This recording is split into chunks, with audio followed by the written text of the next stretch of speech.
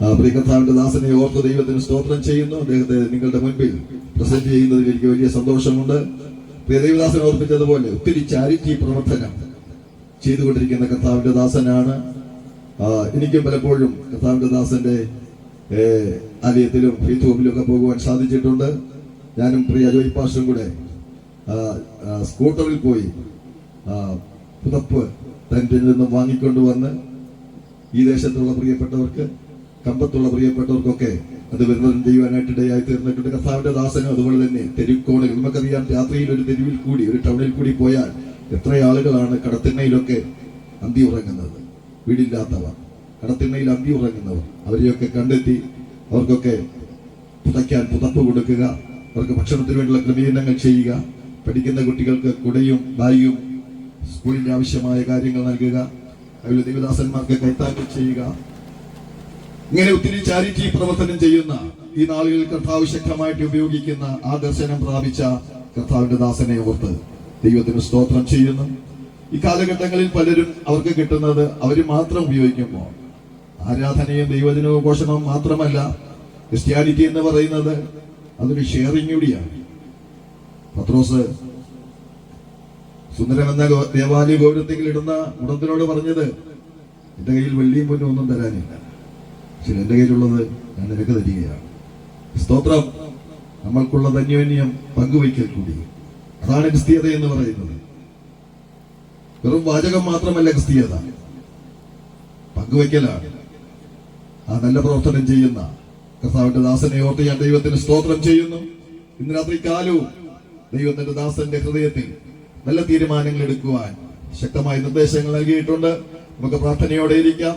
അതിലുപരി ദൈവത്തിന്റെ വചനം ശ്രവിച്ച് അനുഗ്രഹത്തോടെ മടങ്ങിപ്പോകുവാൻ ദൈവം നമ്മെ സഹായിക്കട്ടെ. എല്ലാവരുടെയും അനുവാദത്തോടു കൂടി കർത്താവ് പ്രസിദ്ധനായിരിക്കുന്ന പാസ്റ്റർ സജി പള്ളിക്കുന്ന് കോതമംഗലം പ്രിയ കർത്താവിന്റെ ദാസനെ തുടർന്നുള്ള വചന ശുശ്രൂഷയ്ക്കായി വളരെ ഹൃദ്യമായി സ്വാഗതം ചെയ്യുന്നു. ദൈവം നമ്മെ എല്ലാവരെയും അനുഗ്രഹിക്കട്ടെ. കർത്താവിന്റെ ദാസൻ പാസ്റ്റർ സജി പള്ളിക്കുന്ന്.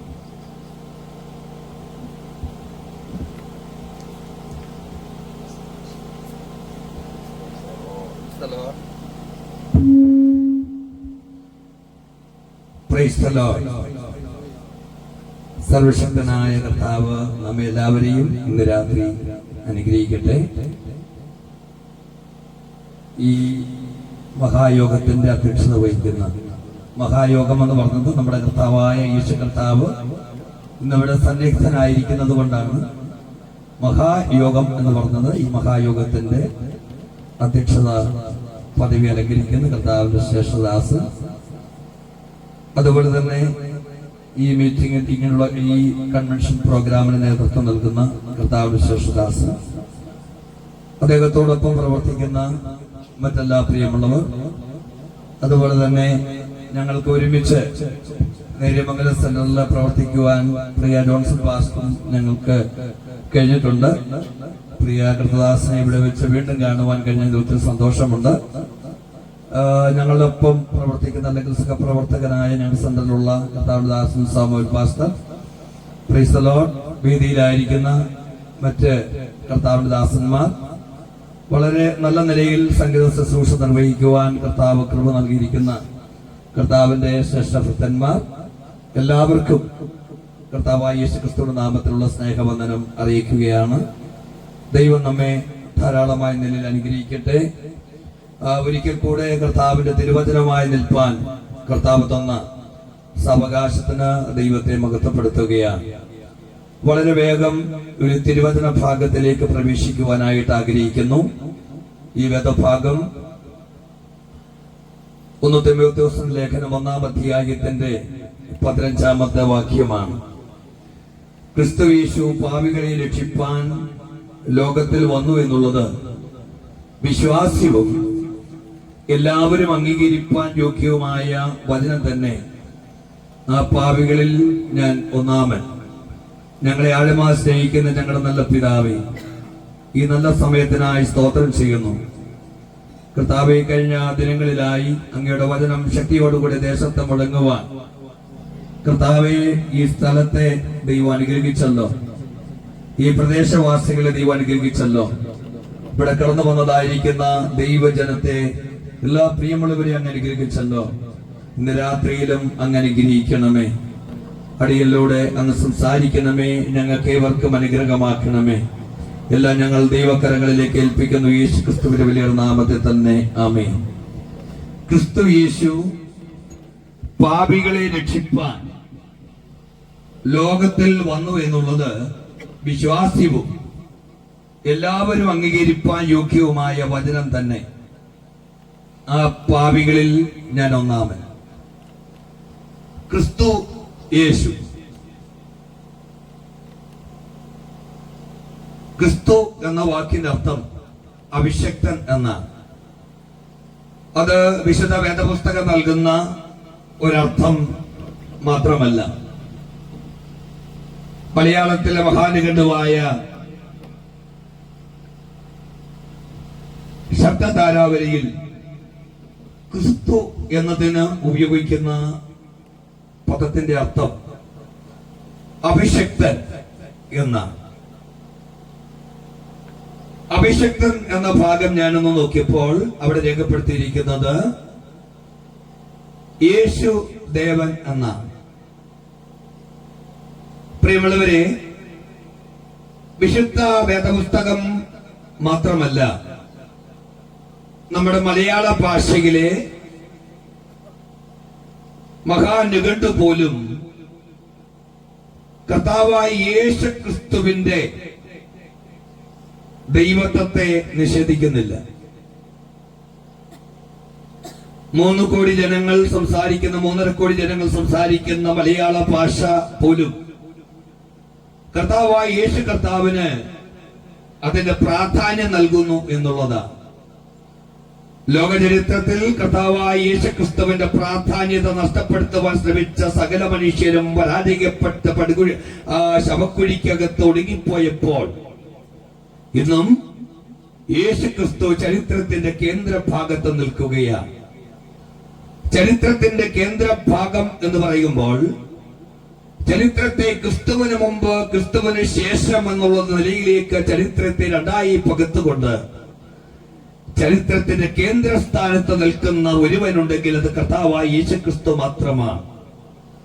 കർത്താവായ യേശു കർത്താവിന്റെ ജനനത്തെ നിഷേധിച്ചിട്ടുള്ള ആളുകളും അവരുടെ ജനനത്തീയതി എഴുതുമ്പോൾ ആ കർത്താവായ യേശു കർത്താവിന്റെ ജനനത്തിന് ഇത്ര വർഷത്തിന് ശേഷമാണ് താൻ ജനിച്ചതെന്ന് രേഖപ്പെടുത്തിക്കൊണ്ട് യേശു കർത്താവിന്റെ ചരിത്രത്തെ അംഗീകരിക്കുന്ന ഒരു സാഹചര്യം നമുക്കറിയാം. ഈ ലോകത്ത് ജീവിച്ചിട്ടുള്ള സകല മനുഷ്യരും, ജീവിക്കുന്ന സകല മനുഷ്യരും യേശു കർത്താവിന്റെ ചരിത്രത്തെ അംഗീകരിച്ചേ മതിയാകൂ. ഞാൻ ആ ഭാഗത്തിലേക്ക് ഞാൻ വരാം. ഇന്നല്ലെങ്കിൽ നാളെ അംഗീകരിക്കപ്പെടും. ഒരിക്കൽ യേശു കർത്താവിന്റെ ദൈവത്വത്തെ നിഷേധിച്ച, യേശു കർത്താവിന്റെ ചരിത്രത്തിലേക്ക് ഇറങ്ങി വന്നു എന്ന ഉള്ള വാക്കുകളെ നിഷേധിച്ച, ചരിത്രത്തെ നിഷേധിച്ച ഏണസ്റ്റ് റെന എന്ന് പറയുന്നതായിരിക്കുന്ന ഒരു നിരീശ്വരവാദിയുണ്ട്. അദ്ദേഹം യേശുക്രിസ്തു ജനിച്ചിട്ടില്ലെന്നും യേശുക്രിസ്തു ഭൂമിയിൽ ജീവിച്ചിട്ടില്ലെന്നും വിശ്വസിക്കുകയും പഠിപ്പിക്കുകയും ചെയ്തതായിരിക്കുന്ന ഒരു മനുഷ്യനാണ്. അദ്ദേഹം പലസ്തീനിലേക്ക് ചെന്നു. പലസ്തീനിലേക്ക് ചെന്നപ്പോൾ യേശു കർത്താവ് ജനിച്ചതായിരിക്കുന്ന ഈ സ്ഥലം, യേശു കർത്താവ് മരിച്ചതായിരിക്കുന്ന ഗൊൽഗൊഥ മല, അവിടെ വിശുദ്ധ വേദപുസ്തകത്തിൽ പറഞ്ഞിരിക്കുന്നതായ രൂപസാദൃശ്യം, യേശു കർത്താവ് സ്ഥാനപ്പെട്ടതായിരിക്കുന്ന യോർദാൻ എന്ന് വേണ്ട യേശു കർത്താവുമായി ബന്ധപ്പെട്ടുള്ളതായിരിക്കുന്ന എല്ലാ സ്ഥലങ്ങളും അദ്ദേഹം സന്ദർശിച്ച് ചരിത്ര രേഖകൾ പരിശോധിച്ചിട്ട് ഇപ്രകാരം അദ്ദേഹം പറഞ്ഞു: നസറേയനായ യേശുവേ, അങ്ങ് ചരിത്രത്തിന്റെ മൂലക്കല്ലാണ്. അങ്ങില്ലാത്ത ഒരു ചരിത്രം ലോകത്തിലില്ല. അങ്ങുള്ള ചരിത്രമാണ് യഥാർത്ഥമായ ചരിത്രം. ഈ ചരിത്രത്തിൽ അങ്ങയെ മാറ്റുവാൻ കഴിയുകയില്ല എന്ന് പറഞ്ഞുകൊണ്ട് ചരിത്രത്തിന്റെ മൂലക്കല്ലെന്ന് പ്രൈസ് ദി ലോർഡ് കർത്താവായ യേശു കർത്താവിനെ അദ്ദേഹം അങ്ങനെ രേഖപ്പെടുത്തി. Price the Lord. പ്രിയമുള്ളവരെ, ഇന്ന് പറയപ്പെടുന്നതായ കാര്യം, യേശു കർത്താവിനെ നിഷേധിച്ചിട്ടുള്ള ഒരു ചരിത്രം ഒരിക്കലും ഉണ്ടായിട്ടില്ല, ഉണ്ടാകുകയുമില്ല. യേശു കർത്താവിനെ മാറ്റി നിർത്തിയിട്ടുള്ള ഒരു ചരിത്രം ഇനി രചിക്കപ്പെടുവാനും പോകുന്നില്ല. യേശു കർത്താവ് ചരിത്രത്തിന്റെ കേന്ദ്ര ഭാഗത്ത് നിൽക്കുകയാണ്. എനിക്ക് ഒരുപാട് സന്തോഷമുണ്ട് ഈ കർത്താവായ യേശു കർത്താവിനെ പ്രസംഗിക്കുവാൻ. തെരുക്കോടുകളിൽ നിന്ന് പ്രസംഗിക്കുന്നതിൽ ഒത്തിരി സന്തോഷം അനുഭവിക്കുന്ന ഒരു വ്യക്തിയാണ് ഞാൻ. എവിടെയും കർത്താവായ യേശു കർത്താവിനെ സാക്ഷീകരിക്കുന്നതിൽ ഒത്തിരി സന്തോഷമുണ്ട്. ഞങ്ങൾക്ക് എല്ലാവർക്കും സന്തോഷമുണ്ട്. ഞങ്ങളെ കുറിച്ച് പറയുന്നതിലേക്ക് അധികമായി ഞങ്ങളുടെ കർത്താവായ യേശു കർത്താവിനെ കുറിച്ച് പറയുന്നതിലാണ് ഞങ്ങൾക്ക് ഏറ്റവും വലിയ സന്തോഷം. യേശു കർത്താവ് ഈ ലോകത്ത് ജീവിച്ചതായി 33 വർഷത്തിനകത്ത് യേശു കർത്താവ് ഒരു പുസ്തകവും എഴുതിയിട്ടില്ല, ഒരു പാട്ടും എഴുതിയിട്ടില്ല. യേശു കർത്താവിന്റെ പ്രസംഗങ്ങൾ അദ്ദേഹം ഒന്നും രേഖപ്പെടുത്തി വെച്ചിട്ടില്ല. എന്നാൽ കഴിഞ്ഞ 2000 വർഷങ്ങളായിട്ട് യേശു കർത്താവിന്റെ കർത്താവിന്റെ വാക്കുകൾ ലോക ചരിത്രത്തിൽ 24 മണിക്കൂറും മുഴങ്ങിക്കെട്ടുകൊണ്ടിരിക്കുകയാണ്. ലോക ചരിത്രത്തിൽ നമ്മൾ പഠിച്ചാൽ യേശു കർത്താവിന്റെ സന്ദേശം ലോകത്തിൽ എല്ലായിടവും മുഴുകിക്കെട്ടുകൊണ്ടിരിക്കുകയാണ്. ഒരിക്കൽ ഞാൻ പറയുമായിരുന്നു, കാട്ടിൽ കിടക്കുന്ന വീരപ്പന് പോലും കർത്താവായ യേശു കർത്താവിനെ കുറിച്ചുള്ള സുവിശേഷം കേട്ട് മാനസാന്തരപ്പെടുവാൻ അവസരമുണ്ടായിരുന്നുവെന്ന് വീരപ്പൻ ജീവിച്ചിരുന്ന കാലഘട്ടത്തിൽ ഞാൻ പ്രസംഗിക്കുമ്പോൾ പറയുമായിരുന്നു. കാരണം തമിഴ് റേഡിയോ ഒന്ന് ട്യൂൺ ചെയ്തെടുത്താൽ യേശു കർത്താവിനെ കുറിച്ചുള്ള സുവിശേഷം, മാനസാന്തരത്തിന്റെ സുവിശേഷം വീരപ്പന് പോലും കേട്ട് മാനസാന്തരപ്പെടുവാനുള്ള ഒരു അവസരം കൊടുങ്കാട്ടിൽ പോലും ദൈവം ഒരുക്കി വെച്ചിട്ടുണ്ടെങ്കിൽ ലോകത്തിന്റെ എല്ലാ വൻകരകളിലും 24 മണിക്കൂറിൻ രാവെന്നോ പകലെന്നോ വ്യത്യാസമില്ലാതെ പ്രസംഗിക്കപ്പെട്ടുകൊണ്ടിരിക്കുന്ന സുവിശേഷം യേശു കർത്താവിന്റെ സുവിശേഷം. ഒത്തിരി സന്തോഷമുണ്ട്. കർത്താവ് തന്നെ കുറിച്ചൊരു പാട്ട് എഴുതിയിട്ടില്ല, പക്ഷെ എത്രയോ പാട്ടുകളാണ് ഓരോ ദിവസങ്ങളും ഇങ്ങനെ ഇറങ്ങിക്കൊണ്ടിരിക്കുന്നത്. അത് പാട്ട് പാടുമ്പോൾ എത്ര സന്തോഷമാണ്, എത്ര ഭക്തന്മാരാണ് പാട്ടുകൾ എഴുതുന്നത്. അവിടെ ജീവിതാനുഭവത്തിൽ ചാലിച്ചെടുത്ത, അവിടെ ജീവിതാനുഭവത്തിലൂടെ വരച്ചെടുത്ത ഹൃദയത്തിന്റെ അപ്രപാളികയിൽ രചിക്കപ്പെട്ടിരിക്കുന്ന ആ മനോഹരമായിരിക്കുന്ന ഗാനസകുലങ്ങൾ പാടി നമ്മൾ കർത്താവിനെ മഹത്വപ്പെടുത്തുമ്പോൾ ഓർക്കുക, യേശു കർത്താവ് ഈ ലോക ചരിത്രത്തിൽ മാത്രമല്ല അനേക മനുഷ്യരുടെ ചരിത്രത്തിൽ ഇന്ന് ജീവിക്കുന്നു. ഒരിക്കൽ കള്ളുകുടിച്ച വഴിയിൽ കടന്ന് നീ നന്നാകത്തില്ലെന്ന് പറഞ്ഞുകൊണ്ട് മാതാപിതാക്കൾ ഉപേക്ഷിച്ച് കളഞ്ഞ്, സഹോദരങ്ങൾ ഉപേക്ഷിച്ച് കളഞ്ഞ് അവൾ ഒരു കാലത്തും ഗുണം പിടിക്കത്തില്ലെന്ന് നാട്ടുകാരുടെ വലിയ സമ്മാനം ഏറ്റുവാങ്ങിയ എത്രയോ മനുഷ്യർ കർത്താവിനെ കണ്ടുമുട്ടിയതിനു ശേഷം മദ്യപാനം നിർത്തിയിട്ട്, മയക്കുമരുന്ന് ഉപയോഗം നിർത്തിയിട്ട് സമൂഹത്തിന് വേണ്ടപ്പെട്ടവരായി ജീവിക്കുന്നു, കുടുംബത്തിന് വേണ്ടപ്പെട്ടവരായി ജീവിക്കുന്നു. കിട്ടുന്ന തടിയെടുത്ത് ഭാര്യയുടെ തലക്കടിച്ച് കുടുംബജീവിതത്തിന്റെ സമാധാനം നഷ്ടപ്പെട്ടിട്ട് എത്രയോ വ്യക്തികൾ ഇന്ന് കുടുംബത്തെയും ഭാര്യയെയും മക്കളെയൊക്കെ സ്നേഹിക്കുന്ന ഒരനുഭവത്തിലേക്ക് മാറ്റിയത്, അവരുടെ ചരിത്രത്തെ മാറ്റിയത് ചരിത്രത്തിന്റെ കേന്ദ്രസ്ഥാനത്ത് നിൽക്കുന്ന ക്രിസ്തുവാണ്. അതുകൊണ്ടാണ് ഞങ്ങള് എക്കാലവും എന്നും ക്രിസ്തുവിനെ കുറിച്ച് പ്രസംഗിക്കുന്നത്. ഒത്തിരി സന്തോഷമുണ്ട് ക്രിസ്തുവിനെ കുറിച്ച് പറയുവാൻ. കർത്താവായ യേശു കർത്താവിനെ കുറിച്ച് ലോക ചരിത്രത്തിൽ എല്ലാവരും അംഗീകരിക്കപ്പെട്ടൊരു കാര്യമാണ്. നമ്മുടെ മഹാത്മാഗാന്ധിജി ഒന്ന് നോക്കിയേ. രവീന്ദ്രനാഥ ടാഗോറാണ് ആദ്യമായി മഹാത്മാഗാന്ധിജിയെ മഹാത്മാവെന്ന് വിളിച്ചത്. രവീന്ദ്രനാഥ ടാഗോർ അദ്ദേഹം ഈ മഹാത്മാഗാന്ധിജിയെ മഹാത്മാവാക്കിയത് കർത്താവായ യേശു കർത്താവാണ്. മഹാത്മാഗാന്ധിജി ജീവിച്ചിരുന്നത് നമുക്കറിയാം കഴിഞ്ഞ നൂറ്റാണ്ടിലാണ്.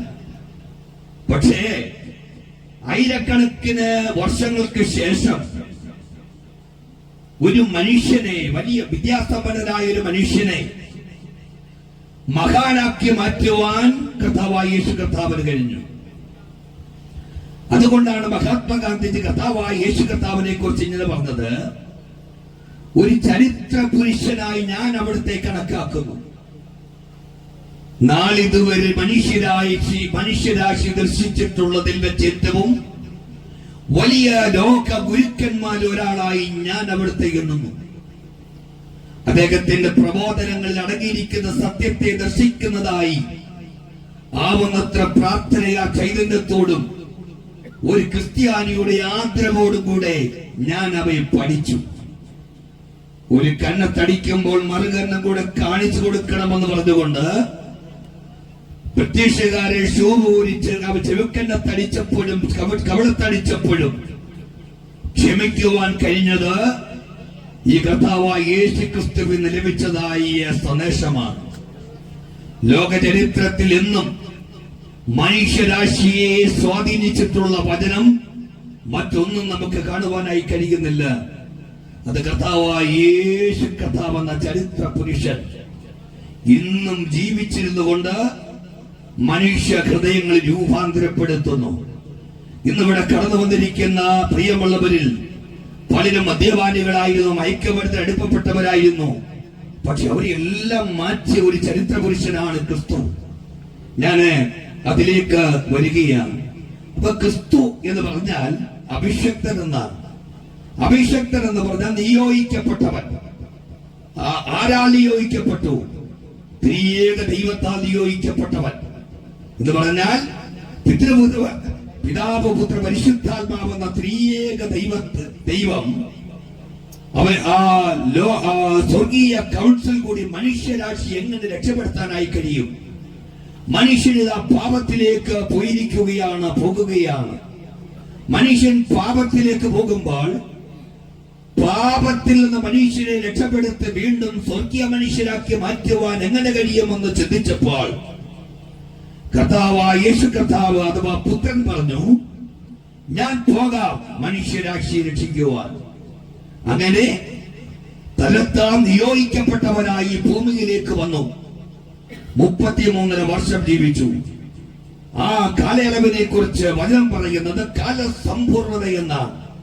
എന്ന് പറഞ്ഞാൽ ലോകം മുഴുവനും ശ്രദ്ധിച്ചുകൊണ്ടിരുന്ന, എന്ന് പറഞ്ഞാൽ നമ്മൾ കാണപ്പെടുന്നതായി മരങ്ങൾ പോലും കർത്താവായ യേശു കർത്താവിന്റെ രണ്ടാമത്തെ വരവിനെ പ്രതീക്ഷിക്കുകയാണ്. ഒരുപക്ഷെ നിങ്ങൾ ഇങ്ങനെ ചിന്തിക്കും, അവൻ ഏതൻ തോട്ടത്തിനകത്ത് മനുഷ്യനെ ദൈവം സൃഷ്ടിച്ചപ്പോൾ വാടാത്ത ഇലകളായിരുന്നു, ഒരു മരവും വാടിപ്പോയിട്ടില്ല. അങ്ങനെ തന്നെ നിൽക്കുകയായിരുന്നു ഈ പരദീസയിൽ. കുഞ്ഞാടും ചെന്നായിയും സിംഹവുമൊക്കെ ഒരുമിച്ച് ജീവിച്ച മനോഹരമായ കാലം. മനുഷ്യൻ പാപം ചെയ്തപ്പോൾ ഇപ്പോൾ നമ്മൾ ചിന്തിക്കും, ഒരു പഴം പറിച്ചു തന്നതാണോ വിഷയം? അല്ല പ്രിയമുള്ളവരെ, പഴം പറിച്ചു തന്നല്ല വിഷയം. ദൈവത്തിനെ അവിശ്വസിച്ചതാണ് വിഷയം. ദൈവത്തെ അവിശ്വസിച്ചതാണ് വിഷയം. ദൈവം പറഞ്ഞ വാക്കുകളെക്കാൾ പിശാചിന്റെ വാക്കുകളെ അനുസരിച്ച് മനുഷ്യൻ പിശാചിനെ അനുസരിച്ച് ദൈവത്തെ ഹൃദയത്തിൽ നിന്ന് തള്ളിക്കളഞ്ഞപ്പോഴാണ് മനുഷ്യവർഗത്തിൽ പാപം പ്രവേശിച്ചത്. ആദാമിൽ പ്രവേശിച്ച ഹവ്വായിൽ പ്രവേശിച്ചതായ പാപത്തിന്റെ ഫലമായി ഈ ലോകം മുഴുവനും ദുഷ്ടന്റെ അധീനതയിലായി. ആരാണ് ദുഷ്ടൻ? പിശാചാണ് ദുഷ്ടൻ. പ്രിയമുള്ളവരെ, ഞാൻ പലപ്പോഴും കേൾക്കാനുള്ള ചില വർത്തമാനങ്ങളുണ്ട്. ദൈവം സാക്ഷാൽ ജീവിച്ചിരിക്കുന്നെങ്കിൽ ദൈവം എന്തുകൊണ്ട് പാപത്തെ തടയുന്നില്ല എന്നുള്ളൊരു ചോദ്യമാണ്. പ്രിയമുള്ളവരെ, ഞാൻ വ്യക്തമായിട്ട് പറയാം, ദൈവം മനുഷ്യനെ സൃഷ്ടിച്ചത് അടിമയായിട്ടല്ല. മനുഷ്യനെ ദൈവം സൃഷ്ടിച്ചത് റിമോട്ട് കൺട്രോളിൽ പ്രവർത്തിക്കുന്ന ഒന്നായിട്ടല്ല. ദൈവം തന്നെ സാദൃശ്യത്തിൽ സൃഷ്ടിക്കപ്പെട്ടെന്ന് പറഞ്ഞാൽ സ്വർഗീയമായ അധികാരത്തോടുകൂടിയാണ് മനുഷ്യനെ ദൈവം സൃഷ്ടിച്ചത്. സ്വർഗീയമായ അധികാരം എന്ന് പറഞ്ഞാൽ സ്വയം തീരുമാനമെടുക്കാനുള്ള അധികാരം ദൈവം മനുഷ്യന് നൽകി. ആ പഴം പറിച്ചു തിന്നുവാനും ദൈവത്തെ തള്ളിക്കളയാനും ദൈവത്തെ സ്വീകരിക്കുവാനും ദൈവത്തോട് അനുസരണക്കേട് കാണിക്കുവാനുമുള്ള വിവേചനം തന്റെ അധികാരം ദൈവം മനുഷ്യന് നൽകി. അപ്പോൾ പാപം ലോകത്തിലേക്ക് പ്രവേശിച്ചു കഴിഞ്ഞപ്പോൾ സംഭവിച്ചതായ കാര്യം, പ്രകൃതി മാറ്റപ്പെട്ടു. ഈ ഭൂമിയിൽ അന്ന് ഭൂകമ്പങ്ങളിലായിരുന്നു. ഈ ഭൂമിയിൽ ആ കാലഘട്ടത്തിൽ മഴ പോലുമില്ലായിരുന്നു. പ്രിയമുള്ളവരെ, എന്ന് പറഞ്ഞാൽ എങ്കിലും ഈ പെയ്യുന്നതായി പൊങ്ങുന്നതായിരിക്കുന്ന മഞ്ഞുകൊണ്ട് മനോഹരമായിട്ട് ഒരില വാടാത്ത നിലയിൽ ആ വൃക്ഷങ്ങളെല്ലാം നിൽക്കുകയാണ്. പെട്ടെന്ന് മനുഷ്യൻ പാപം ചെയ്ത് ഈ ലോകത്തിന്റെ അധികാരം പിശാചിന്റെ കൈകളിലായപ്പോൾ അപ്പോൾ നമ്മൾ ചോദിക്കും, എങ്ങനെ? അതിന്റെ തെളിവെന്താ? പ്രിയമുള്ളവരെ, ദൈവം ഭരിക്കുന്ന ഈ രാജ്യത്തിനകത്ത് ദൈവമാണ് ഈ ലോകം ഭരിക്കുക. രാജ്യം എന്ന് പറയുന്നത് നമ്മുടെ രാജ്യത്തെ കുറിച്ചല്ല, ലോകത്തെ കുറിച്ചാണ്. ദൈവമാണ് ലോകം ഭരിച്ചിരുന്നതെങ്കിൽ ഈ ലോകത്തിനകത്ത് ദുഷ്ടത അനുവദിക്കപ്പെടുകയില്ല. എന്നാൽ ഈ ഒരു നിശ്ചിത കാലഘട്ടത്തിലേക്ക് ദൈവം നൽകിയിരിക്കുന്ന അധികാരം മനുഷ്യൻ ഈ പിശാചിലേക്ക് വെച്ചുമാറ്റപ്പെട്ടപ്പോൾ അവന്റെ കൈവശമായി. എന്ന് പറഞ്ഞാൽ സകല മനുഷ്യരെയും സകല ജന്തുക്കളെയും നിയന്ത്രിക്കുന്ന അവസ്ഥയിലേക്ക് ഈ ലോകം മാറ്റപ്പെട്ടു. അതുകൊണ്ടാണ് നമ്മൾ പത്രത്തിലൂടെ വായിക്കുന്നത് എത്രയെത്ര കൊലപാതകങ്ങൾ, എത്രയെത്രയോ മരണങ്ങൾ, എത്രയെത്രയോ ദാരുണ സംഭവങ്ങൾ, എത്രയെത്രയോ ബോംബാക്രമണങ്ങൾ, എത്രയോ കണ്ണുനീര്. മനുഷ്യരെ വഞ്ചിക്കുന്ന കാലഘട്ടങ്ങളിൽ ഒരു കുഞ്ഞിന്റെ രോദനം പോലും തിരിച്ചറിയാൻ കഴിയാത്ത വിധത്തില്, എന്ന് പറഞ്ഞാൽ അത് മനസ്സിലാക്കി ഒരു മനസ്സിൽ ഉണ്ടാകാത്ത വിധത്തില് മനുഷ്യൻ കഠിനകൃതരായി നമ്മൾ നെഞ്ചുരുകിക്കൊണ്ട് ചോദിക്കുക, ഈ ലോകം എങ്ങോട്ട് പോകുകയാ? ഈ ലോകത്തിന്റെ അവസ്ഥ എന്താ? ഇങ്ങനെയായ ലോകം എവിടെ ചെന്ന് അവസാനിക്കുമെന്ന് നിങ്ങൾ ചോദിച്ചിട്ടില്ല? പ്രിയമുള്ളവര്, ചോദിച്ചിട്ടുണ്ട്. ഞാനിവിടെ സംസാരിക്കുന്നത് ഇവിടെ ഇരിക്കുന്നവർക്ക് വേണ്ടി അല്ല. ശരിക്കും പറഞ്ഞാൽ ഞാൻ സംസാരിക്കുന്നത് എന്റെ ശബ്ദബീജികൾ ശ്രമിക്കുന്ന എല്ലാവർക്കും വേണ്ടി കേട്ടാണ്. അതുകൊണ്ടാണ് ഞാൻ ഇങ്ങനെ ഒരു സന്ദേശത്തിലേക്ക് പോകുന്നത്. ദൈവമക്കളെ സംബന്ധിച്ചിടത്തോളം ദൈവമക്കൾക്കുള്ള സന്ദേശം അവർക്ക് ഉപവാസ പ്രാർത്ഥനയിൽ ലഭിക്കുന്നു. ദൈവമക്കൾക്കുള്ള സന്ദേശം അവർക്ക് ആരാധനയിൽ ലഭിക്കുന്നു. ദൈവമക്കൾക്കുള്ള സന്ദേശം അവരുടെ കൂട്ടായ്മകളിൽ ലഭിക്കുന്നു. എന്നാൽ ഇവിടെ സുവിശേഷ യോഗം എന്ന് പറഞ്ഞാൽ അത് സുവിശേഷം പ്രസംഗിക്കുവാനുള്ളതാണ്. കർത്താവായ യേശു കർത്താവിന്റെ സുവിശേഷം, മാനസാന്തരത്തിലേക്ക് മനുഷ്യനെ നയിക്കേണ്ടതായ സുവിശേഷം പ്രസംഗിക്കുവാനുള്ളതാണ് സുവിശേഷ പ്രസംഗം. അത് ആരാധനാ യോഗത്തിലെ മെസ്സേജ് പറയാനുള്ളതല്ല. അതുകൊണ്ടാണ് ഞാൻ ഈ വിധത്തിലൂടെ കയറി പോകുന്നത്. പ്രിയമുള്ളവരെ, അപ്പോൾ ഞാൻ പറഞ്ഞു വന്നതിന്റെ അർത്ഥം മനസ്സിലാക്കണം. ഈ ലോകത്തിൽ എത്രമാത്രം പാപം വർദ്ധിക്കുന്നത് പിശാചിന്റെ കയ്യിലാണ്. ലോകം പിശാചാണ് മനുഷ്യനെ നിയന്ത്രിക്കുന്നത്. ഏത് അധർമ്മം ചെയ്യാൻ മനുഷ്യനും മടിയില്ല, എന്തും ചെയ്യാൻ മടിക്കാത്തൊരു കാലഘട്ടത്തെ നമ്മൾ ജീവിക്കുമ്പോൾ, പ്രിയമുള്ളവരെ, ഞാൻ മറുഭാഗോട് പറയാം. നമ്മുടെ കർത്താവായ യേശു കർത്താവ് ആദ്യം വന്നത് കുഞ്ഞാടായിട്ടാണ്, അറുക്കപ്പെടുവാനുള്ള കുഞ്ഞാട്. നമ്മൾ ആ ഭാഗം പറഞ്ഞിട്ടാണ് ഈ മെസ്സേജ് സമയത്തിന്റെ പരിമിതികൾക്കുള്ളിൽ അവസാനിപ്പിക്കുന്നത്. അപ്പോൾ ഒന്നാമത്തെ വരവിൽ ദൈവ കുഞ്ഞാടായിട്ട് വന്നു, മനുഷ്യവർഗത്തിന് വേണ്ടി അറക്കപ്പെടുവാനായിട്ട് ഭൂമിയിലേക്ക് വന്ന അറുക്കപ്പെട്ട കുഞ്ഞാട്. എന്നാൽ ഇനി രണ്ടാമത്തെ മടങ്ങി വരവുണ്ട്. ആ മടങ്ങി വരവ് എന്തിനാണെന്നറിയാമോ? ഈ ഭൂമിയിലെ സകല അധർമ്മവും മാറ്റിയിട്ട് 1000 വർഷം ഈ ലോകത്തെ ഭരിക്കാനാണ്. യെരുശലേമിനെ തലസ്ഥാനമാക്കി ഭരിക്കുവാൻ. ഇന്ന് ഇസ്രായേൽ കേന്ദ്രമാക്കി നടക്കുന്ന യുദ്ധങ്ങളെല്ലാം എന്തിനാണെന്നറിയാമോ? വിശുദ്ധ വേദപുസ്തകം നമ്മൾ വായിക്കണം. വിശുദ്ധ വേദപുസ്തകത്തിൽ പറയുന്നത് ഇസ്രായേൽ എന്ന് പറയുന്ന രാജ്യം സകല മനുഷ്യർക്ക് ഒരു ഭാരമുള്ള കല്ലായി മാറുമെന്നാണ്. എന്ന് പറഞ്ഞാൽ ആർക്കും എടുക്കാൻ കഴിയാത്ത, ആർക്കും താങ്ങാൻ കഴിയാത്ത ഒരു വലിയ ഭാരമുള്ള കല്ലായി ആമേൻ മാറുമ്പോൾ കർത്താവായ യേശു കർത്താവ് ഭൂമിയിലേക്ക് വന്ന് 1000 വർഷം യെരുശലേമിനെ തലസ്ഥാനമാക്കി ഈ ലോകം മുഴുവനും ഭരിക്കുമ്പോൾ അതിന് സൗസാബ്ദ ഭരണകാലം എന്ന് പറയും.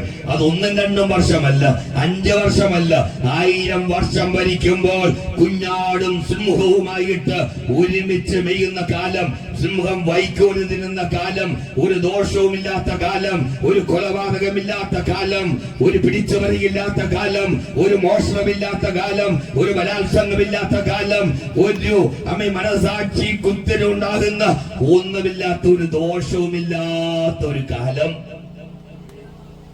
ആ കാലം യേശു കർത്താവ് ഭരിക്കുന്ന കാലമാ. അവിടെ 5 വയസ്സായൊരു കുഞ്ഞിന് ഇന്ന് ഞാൻ ആ വാക്കുകൾ പറയാൻ വളരെ പ്രയാസപ്പെടുന്നത് കൊണ്ട് ഞാൻ പോകുന്നില്ല. 5 വയസ്സായ കുഞ്ഞിന് 3 മാസമായ കുഞ്ഞിന് പോലും ആ രക്ഷയില്ലാത്തൊരു കാലമാണ്. മനുഷ്യൻ വളരെ മൃഗമായി തീരുന്ന ഒരു കാലമാണ്. 3 മാസമായ ഒരു കുഞ്ഞാണെന്ന് പോലും ഒരു ധാരണയില്ലാതെ മനുഷ്യൻ അവന്റെ മൃഗീയമായ ചിന്താഗതികൾക്ക് അടിമപ്പെട്ട് പ്രവർത്തിക്കുന്ന ഒരു കാലമാണ്. എന്നാൽ ഒരു ചെറിയ കുഞ്ഞിന് പോലും മണലിയുടെ പൊത്തിനകത്ത് കൈയിടാവുന്ന ഒരു കാലം വരികയാ. ഒരു ദോഷവും വരാത്ത കാലം എന്ന് പറഞ്ഞാൽ ആ കാലഘട്ടത്തിൽ പണ്ടൊക്കെ നമ്മൾ ഓണത്തിന് പണ്ട് ഞാനും ഈ കത്തോലിക്കയിലായിരിക്കുന്ന സമയത്തൊക്കെ പാടിയിട്ടുണ്ട്. മാവേലി നാട് വാണിടും കാലം മനുഷ്യരെല്ലാവരും പിന്നെ ഒന്നായ ഒരു ദോഷവുമില്ലാത്ത ഒരു കാലഘട്ടം എന്നൊക്കെ ആളുകൾ പാടാറുണ്ട്. എന്നാൽ അക്ഷരാർത്ഥത്തിൽ കർത്താവ് ഭരിക്കുന്ന കാലഘട്ടത്തിൽ ഒരു ദോഷവും ഉണ്ടാകുകയില്ല, ഒരു ദോഷവും ഉണ്ടാകുകയില്ല. പാപമില്ലാത്ത ഒരു കാലം. എന്നാൽ ഇപ്പോഴങ്ങനെയല്ല. ഞാനൊരു കാര്യം പറഞ്ഞു, മരത്തെ കുറിച്ച് പറഞ്ഞില്ലേ, ഈ മരത്തെ കുറിച്ച് പറഞ്ഞില്ലേ, ഓരോ ഇലകളും കരിയുമ്പോൾ ഓരോ മരങ്ങളും ഈറ്റുനോവോടുകൂടി ഇരിക്കുകയാണ്. ഈറ്റുനോവ് എന്ന് പറഞ്ഞാൽ പ്രസവവേദന. എന്തിനാണ് പ്രസവവേദന? ദൈവപുത്രന്മാരുടെ വെളിപ്പാട് കർത്താവായ യേശു കർത്താവിന്റെ രണ്ടാമത്തെ മടങ്ങി വരവിന് വേണ്ടി ഈ വൃക്ഷങ്ങൾ പോലും കാത്തിരിക്കുന്നു. അതിൽ ദ്രവത്വം മാറുമെന്ന്. എന്ന് മാറും? ഇപ്പോൾ ഞങ്ങൾ വളരെ പ്രത്യാശയോടുകൂടി ഇരിക്കുക. ഞങ്ങൾ പലപ്പോഴും പറയാറുണ്ട്, ഈ ലോകത്തിലെ ഈ ദോഷങ്ങളൊക്കെ കാണുമ്പോൾ ഞങ്ങൾ പറയാറുണ്ട്, കർത്താവായ യേശുവേ അങ്ങ് വേഗം വന്നിരുന്നെങ്കിൽ, കർത്താവ് ഒന്ന് വന്നിരുന്നെങ്കിൽ ഞങ്ങൾ പറയാറുണ്ട്. അതുപോലെ ഈ വൃക്ഷങ്ങളും പറയുന്നു. നിങ്ങൾക്ക് വിശ്വസിക്കാൻ പറ്റുമോ? വൃക്ഷങ്ങൾ കരയും. ഞാൻ ഇതിനെ കുറിച്ച് വായിച്ചിട്ടുണ്ട്. കഴിഞ്ഞ ദിവസവും വായിച്ചു ഒരു ലേഖനം. ഈ നിൽക്കുന്നതായിരിക്കുന്ന വൃക്ഷത്തിന്റെ ചുവട്ടിലേക്ക് ഒരു മരം വെട്ടുകാരൻ കോടാലിയുമായിട്ട് വരുമ്പോൾ വൃക്ഷത്തിന് മനസ്സിലാകും തന്നെ മുറിക്കാനുള്ള വരവാണ്. നമ്മൾ വിചാരിക്കുന്നതൊക്കെ ഇങ്ങനെ കാറ്റത്ത് നിൽക്കുന്നത് കണ്ടപ്പോൾ ഇതൊന്നും അറിയുന്നില്ലെന്ന് നമ്മൾ ചിന്തിക്കാം. പക്ഷെ പഠനം പറയുന്നത് ഈ വൃക്ഷത്തിന്റെ അകത്ത് നിന്ന് ഒരു തേങ്ങൽ ഉണ്ടാകുന്നതാണ്. ആ തേങ്ങൽ മനുഷ്യന് കേൾക്കാൻ കഴിയില്ല. നമ്മളെക്കാൾ ഏറ്റവും ശ്രവണശേഷിയുള്ള മൃഗങ്ങൾക്ക് ആ തേങ്ങൽ കേൾക്കാമെന്നാണ് സയൻസ് പറയുന്നത്. കാരണം താൻ ഇപ്പോൾ മുറിഞ്ഞു വീഴാൻ പോകുന്നുവെന്നുള്ള ഒരു ചിന്ത വരുമ്പോൾ അകത്ത് നിന്നൊരു വിലാപം വൃക്ഷങ്ങൾ പോലും പുറപ്പെടുവിക്കുന്നു. എന്നാൽ ഞാനൊരു വസ്തുത പറയാം. എങ്ങനെയാണ് ഇത് വന്നത്? മനുഷ്യവർഗം പാപം ചെയ്തത് കൊണ്ടാണ് ഇതിന്റെ ഉള്ളിൽ നിന്ന് പോലും ആ തേങ്ങൽ വരുന്നത്. എന്നാൽ സഹസ്രാബ്ദ കാലഘട്ടങ്ങളിൽ വൃക്ഷങ്ങൾ പോലും തേങ്ങലില്ലാതെ ജീവിക്കും. ഞാനിത് വായിച്ചപ്പോൾ എന്റെ ഹൃദയത്തിലേക്ക് വന്നു, ദൈവ കർത്താവേ, ഈ വൃക്ഷങ്ങളുടെ തേങ്ങൽ കേൾക്കാൻ എനിക്ക് കഴിയില്ല, പക്ഷെ മൃഗങ്ങൾക്ക് കേൾക്കാം.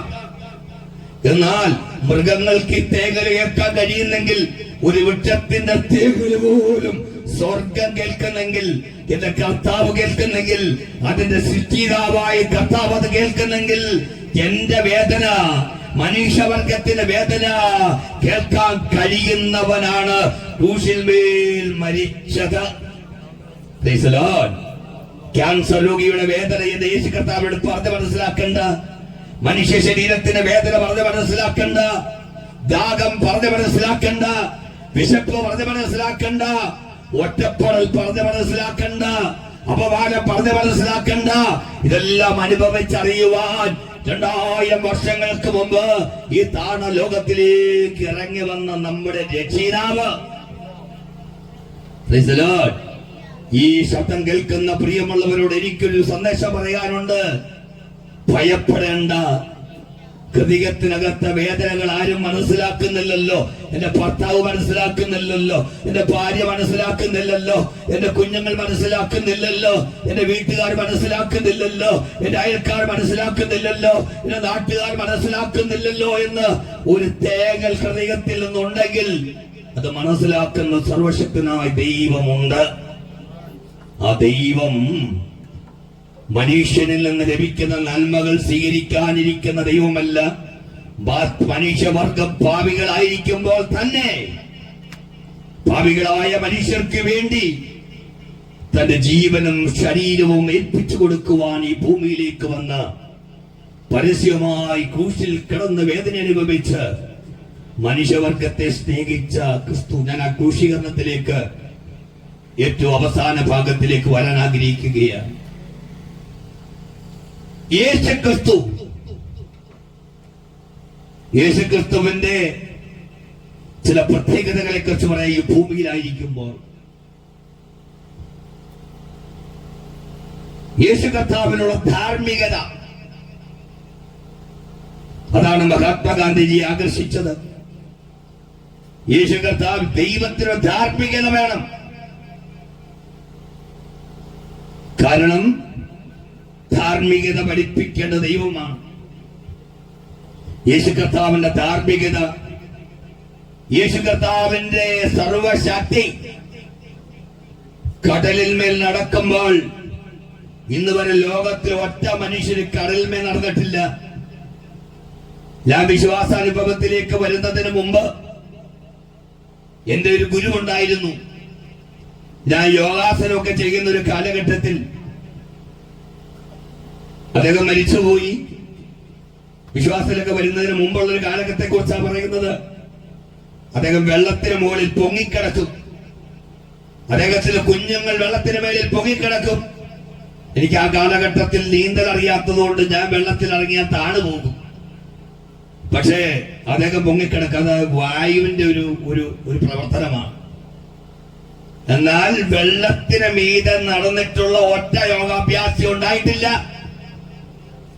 ഒരു മാജിക്കുകാരനും ഇന്ന് വരെ ലോക ചരിത്രത്തിൽ വെള്ളത്തിന് മേൽ നടന്നിട്ടില്ല. വെള്ളത്തിന് മേൽ നടക്കാൻ അധികാരമുണ്ടായിരുന്നതും നടന്നതുമായ ഒറ്റ വ്യക്തിയുള്ള കർത്താവായ യേശു കർത്താവാണ്. കാരണം ഉണ്ടാക്കപ്പെട്ടവന്റെ മേൽ ഉണ്ടാക്കിയവനുണ്ട് ഒരു അധികാരമുണ്ട്.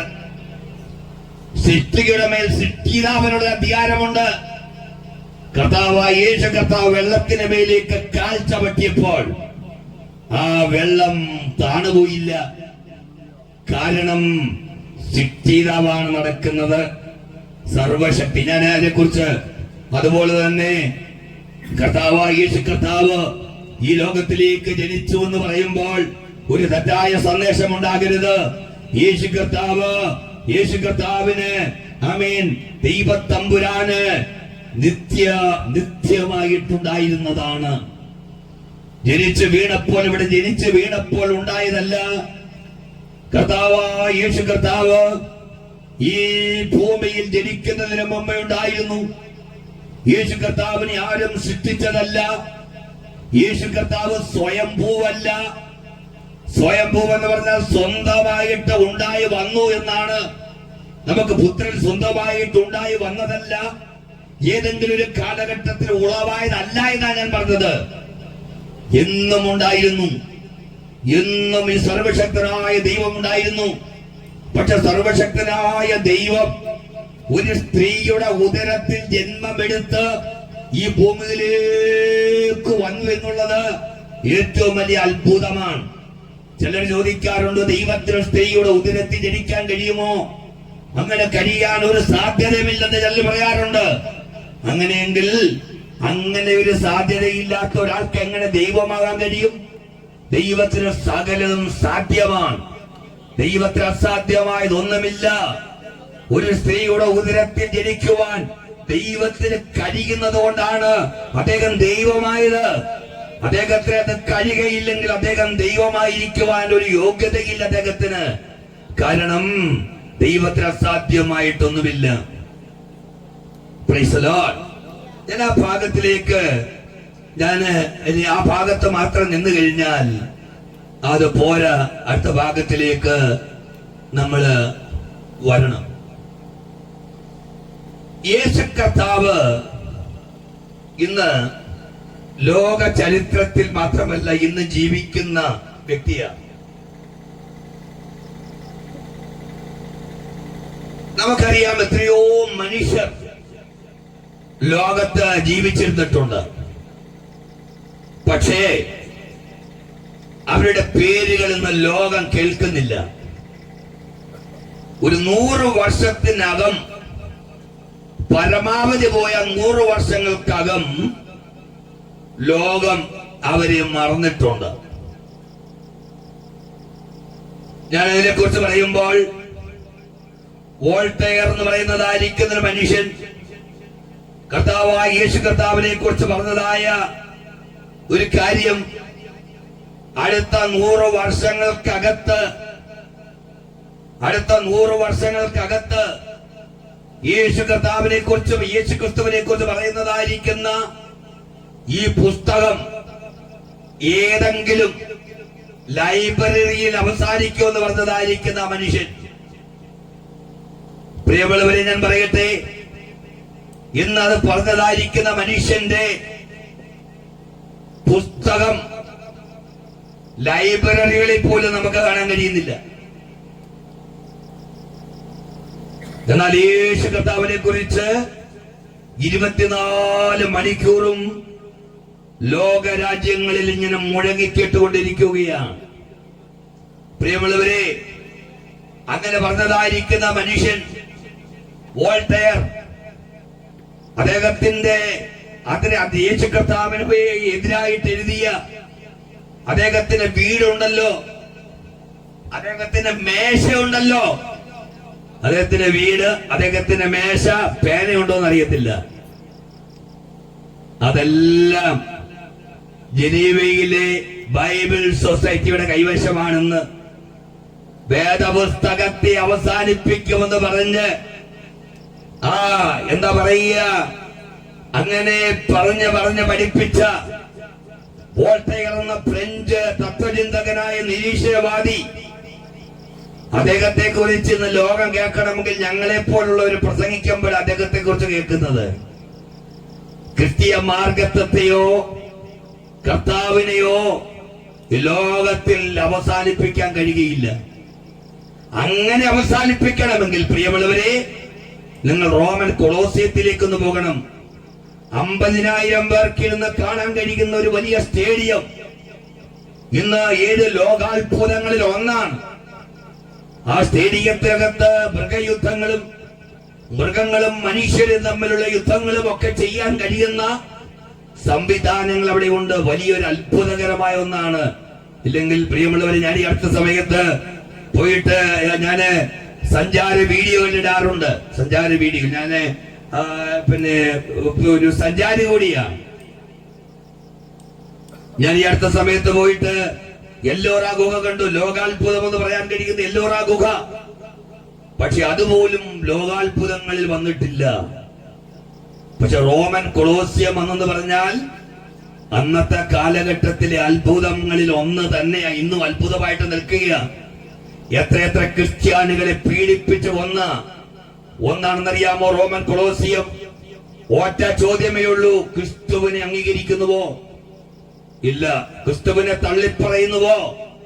തള്ളിപ്പറയുമെന്ന് പറഞ്ഞാൽ സ്വതന്ത്രമാക്കും, രാജ്യത്തിലെ പൗരനായിട്ട് അംഗീകരിക്കും, വേണ്ടുന്നതൊക്കെ നൽകും, സർക്കാർ ജോലി നൽകും, സർക്കാർ ആനുകൂല്യങ്ങൾ നൽകും. പക്ഷേ ക്രിസ്തു എന്റെ രക്ഷിതാവാണെന്ന് പറയുന്നവരെ അന്നേരം കൊല്ലും. എങ്ങനെയാ കൊല്ലുന്നറിയാമോ? മൃഗങ്ങളെ ഇങ്ങനെ ആ ഭൂഗർഭ അറകൾക്കകത്തിട്ടിരിക്കുക. സിംഹങ്ങളൊക്കെ വിശന്ന് കിടക്കുകയാണ്, വിശപ്പ് പട്ടിണിക്കിട്ടാണ് കിടക്കുന്നത്. ഈ പാവപ്പെട്ടതായിരിക്കുന്ന ക്രിസ്ത്യാനികളെ കൊണ്ടുവന്ന് റോമൻ കൊളോസിയത്തിന് നടുഭാഗത്ത് താഴെ നിൽക്കുമ്പോൾ, പ്രിയമുള്ളവരെ, ഈ കിടക്കുന്നതായ കൂട്ടിൽ നിന്ന് സിംഹങ്ങളെ അഴിച്ചുവിടും. വിശന്ന് വളഞ്ഞതായിരിക്കുന്ന സിംഹങ്ങൾ ഇവിടെ നേരെ ചാടി വീഴും. ഇവരെ കടിച്ചു കയറി തിന്നുമ്പോഴും അയ്യോ എന്നുള്ള നിലവിളി അവിടെ ഉണ്ടായിട്ടില്ല. അയ്യോ എന്ന് ആരും വിളിച്ചിട്ടില്ല. അവരെല്ലാം വിളിച്ചൊരു വിളിയുണ്ട്, ഹല്ലേലൂയ എന്ന. Praise the lord. അയ്യം വിളിച്ച് മരിച്ചവരല്ല, ഹല്ലേലൂയ പറഞ്ഞ് മരിച്ച് കർത്താവിന്റെ അടുത്തേക്ക് പോയ ചരിത്രമാണ് ക്രിസ്ത്യാനിത്വത്തിന്റെ ചരിത്രം. അതിനെ ഇല്ലാതാക്കാൻ ലോക ചരിത്രത്തിൽ എക്കാലവും ശ്രമിച്ചിട്ടുണ്ട്. ആദ്യം ശ്രമിച്ചത് യഹൂദനായിരുന്നു, പിന്നെ റോമ ഗവൺമെന്റ് ആയിരുന്നു. പക്ഷേ അവസാനമായ റോമൻ ഭരണാധികൾ പറഞ്ഞു, റോം മുഴുവൻ ക്രിസ്ത്യാനികളെ കൊണ്ട് നിറഞ്ഞു. കുസ്തന്തോസ് ചക്രവർത്തി ക്രിസ്ത്യാനിത്വം സ്വീകരിച്ചപ്പോഴല്ല, 1-ാം നൂറ്റാണ്ടിൽ റോമൻ കൊളോസിയത്തിന്റെ കാലഘട്ടങ്ങളിൽ. പ്രിയമുള്ളവരെ, നീറോ നമുക്കെല്ലാവർക്കും പരിചയമുള്ള വ്യക്തിയാണ്. നീറോയെ കുറിച്ച് പറയുന്ന, റോമാ നഗരം കത്തിയെരിഞ്ഞപ്പോൾ നീറോ വീണ വായിച്ചെന്നാണ് ചരിത്രം പറയുന്നത്. റോമാനഗരം കത്തിയിരിഞ്ഞ കാര്യം റോമാനഗരം ഒന്ന് പരിഷ്കരിക്കണമെന്ന് നീറോ ചിന്തിച്ചു. നീറോ റോമൻ സാമ്രാജ്യത്തിലെ റോമൻ നഗരത്തിൽ തീയിട്ടു. തീയാളിക്കത്തി ജനരോഷം തനിക്കെതിരായി തിരിഞ്ഞപ്പോൾ അദ്ദേഹം ക്രിസ്ത്യാനികൾക്കെതിരായി തിരിഞ്ഞു. ക്രിസ്ത്യാനികളാണ് തീയിട്ടത് പറഞ്ഞുകൊണ്ട് ഒരു സമൂഹത്തെ മുഴുവനും തന്റെ രാജ്യത്തെ മുഴുവനും ക്രിസ്ത്യാനികൾക്കെതിരാക്കി മാറ്റി. എവിടെ ചെന്നാൽ ക്രിസ്ത്യാനികളെ പീഡിപ്പിക്കുന്ന ഒരു കാലഘട്ടം, ക്രിസ്ത്യാനികൾക്ക് സ്വന്തമായിട്ട് ആരാധിക്കുവാൻ കഴിയാതെ ഭൂഗർഭ സെമിത്തേരികൾക്കകത്ത്, നമ്മുടെ നാട്ടിലെ ശവക്കല്ലറകളല്ല യഹൂദന്മാരുടെ കല്ലറകൾ, അതൊരു ഗുഹകളായിരിക്കും. ആ ഗുഹയ്ക്കകത്ത് ആരാരും അറിയാതെ അവർ രഹസ്യമായിട്ട് ആരാധിക്കും. പിടിച്ചു കഴിഞ്ഞാൽ പ്രയാസം. അന്നത്തെ കാലഘട്ടത്തിൽ ക്രിസ്ത്യാനികളെന്ന് അറിയുന്നത്, ക്രിസ്ത്യ വീടെന്നറിയുന്നത് ഒരു രഹസ്യ ചിഹ്നം ഉണ്ടായിരുന്നു. ആ ചിഹ്നമാണ് ഒരു മത്സ്യത്തിന്റെ ചിഹ്നം. ഞാൻ അതിന്റെ അർത്ഥത്തിലേക്കൊന്നും പോകുന്നില്ല ഇപ്പോൾ. ആ മത്സ്യത്തിന്റെ ചിഹ്നം കാണുമ്പോൾ ക്രിസ്ത്യാനിക്കറിയാം, അല്ലെങ്കിൽ ഒരു ദൈവ പൈതലിനറിയാം, ഇത് ഒരു ദൈവ പൈതലിന്റെ വീടാണെന്ന്. ഒരു മത്സ്യത്തിന്റെ ചിഹ്നം വെച്ച് കണ്ടുപിടിച്ച് രഹസ്യത്തിൽ ഒരുമിച്ച് കൂടി പ്രാണനെ വിലയേറിയതിന് എണ്ണിയില്ല. അവർ ക്രിസ്തുവിന് വേണ്ടി മരിക്കുവാൻ തയ്യാറായിരുന്നു. സ്വന്തം കുഞ്ഞുങ്ങളെ അമ്മമാരുടെയും അപ്പന്മാരുടെയും മുമ്പിലിട്ട് വലിച്ചു കീറുന്നത് കണ്ടു. സിംഹങ്ങൾക്ക് വലിച്ചെറിഞ്ഞ് പന്ത് പോലെ വലിച്ചെറിഞ്ഞ് കൊടുക്കുന്നത് കണ്ടിട്ടും സന്തോഷത്തോടെ ഈ ക്രിസ്ത്യാനിത്വത്തിന് വേണ്ടി കട്ടം സഹിച്ചതുകൊണ്ടാണ് ഈ 21ാം നൂറ്റാണ്ടിലും ഈ കർത്താവിന്റെ വചനവുമായിട്ട് ഇന്ന് ക്രിസ്ത്യാനികൾ നിൽക്കുന്നത്. നമുക്കറിയാം, ഗ്രഗാൻ സ്റ്റെയിൻസ് എന്ന് പറയുന്ന മനുഷ്യൻ, അദ്ദേഹത്തെ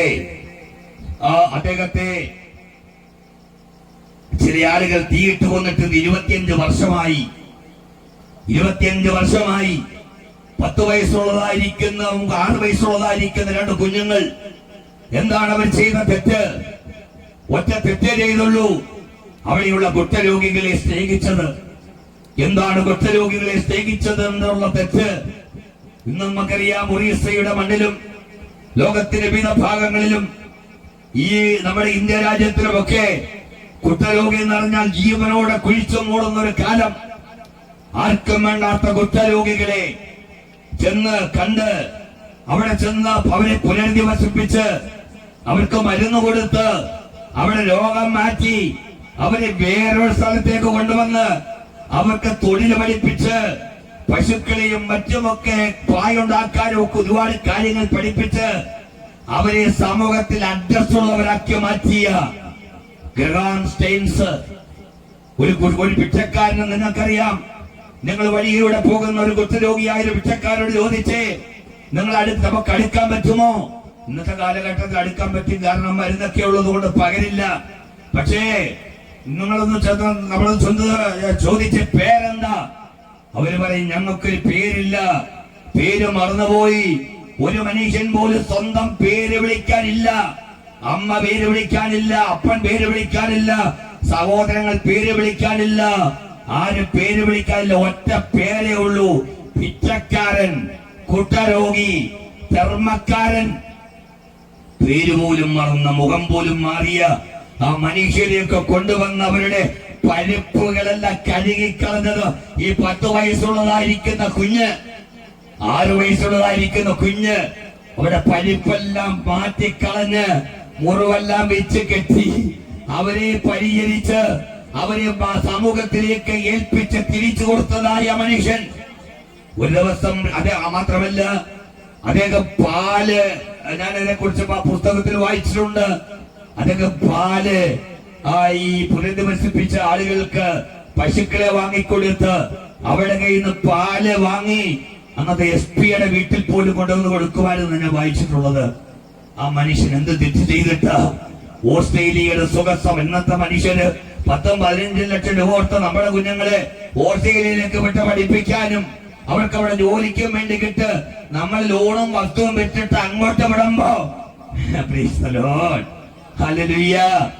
ഓസ്ട്രേലിയയിൽ നിന്ന് ഒരു മനുഷ്യൻ 16ാമത്തെ വയസ്സിൽ കർത്താവിന് വേണ്ടി ജീവിതം സമർപ്പിച്ച ഒരു മനുഷ്യൻ, ഓസ്ട്രേലിയയുടെ മണ്ണിൽ വന്നുകൊണ്ട് കുഷ്ഠരോഗികൾക്ക് വേണ്ടി ജീവിച്ച മനുഷ്യൻ, ഓ, ആദ്യ 19 പേര് കൂടിയിട്ട് പിന്നെ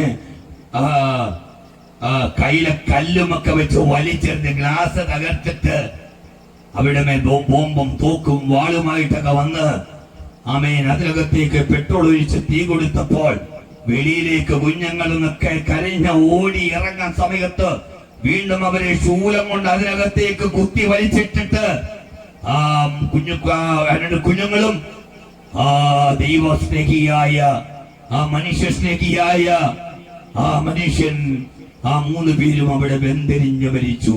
25 വർഷമായി 2024 ആയപ്പോൾ. പ്രിയമുള്ളവരെ, എവിടുന്നാണ് ഈ സ്നേഹം ലഭിച്ചത്? ക്രിസ്തുവിന്റെ സ്നേഹമാണ്. മനുഷ്യൻ പാപികളായിരിക്കുമ്പോൾ തന്നെ മനുഷ്യവർഗത്തെ സ്നേഹിച്ച ക്രിസ്തു. Price the lord, hallelujah. പ്രിയമുള്ളവരെ, വോൾട്ടയറിന്റെ മരണത്തെ കുറിച്ചൊന്നും ഞാനിപ്പോ പറയുന്നില്ല. ആ ദൈവനിഷേധിയായിരിക്കുന്ന മനുഷ്യൻ മരിച്ചപ്പോൾ അവിടെ കിടന്ന് നിലവിളിച്ച മനുഷ്യൻ തലയെല്ലാം പൊടിയെല്ലാം വലിച്ച് ശരീരമെല്ലാം മാന്തി കീറി വല്ലാത്ത വിധത്തിൽ കരഞ്ഞ് അദ്ദേഹത്തെ ശുശ്രൂഷിക്കുവാൻ ഒരു നേഴ്സുണ്ടായിരുന്നു. കരഞ്ഞ് നിലവിളിച്ചപ്പോൾ അദ്ദേഹം ഇങ്ങനെ പറയുകയാ, അയ്യോ, ലോകം എന്നെ കൈവിട്ടു, എന്റെ ശിഷ്യഗണങ്ങളെല്ലാം എന്നെ കൈവിട്ടു, ഞാൻ പഠിപ്പിച്ച തത്വശാസ്ത്രങ്ങൾ എന്നെ കൈവിട്ടു, സകലരാലെ കൈവിട്ടു, ദൈവത്തോലെ ഞാൻ കൈവിടപ്പെട്ടു, ഞാൻ ഇത് ആഴങ്ങളിലേക്ക് കണ്ടുപോകുന്നുവെന്ന് പറഞ്ഞുകൊണ്ട് അവൻ വിലപിച്ച് ജീവൻ പിടിഞ്ഞ മനുഷ്യൻ. അത് കണ്ടുകൊണ്ട് നേഴ്സ് പറഞ്ഞു, യൂറോപ്പ് മുഴുവനും എനിക്ക് എഴുതി തന്നാലും ഇനി ഒരു നിരീശ്വരവാദി എനിക്ക് നോക്കാൻ പറ്റുകയില്ല, മരണക്കിടക്കെ ശുശ്രൂഷിക്കാൻ പറ്റുകയില്ലെന്ന് നേഴ്സ് പറഞ്ഞു. എന്നാൽ റോമൻ കൊളോസ്യത്തിൽ മരിച്ച മനുഷ്യർ അങ്ങനെയല്ല മരിച്ചവര്. അവര് സ്തോത്രം പാടി മരിച്ചു, അവർ സ്വർഗത്തിലേക്ക് നോക്കി മരിച്ചു. ഒത്തിരി കാര്യങ്ങള് അതുമായി ബന്ധപ്പെട്ട് പറയാനുണ്ട്. Price the lord, praise the Lord.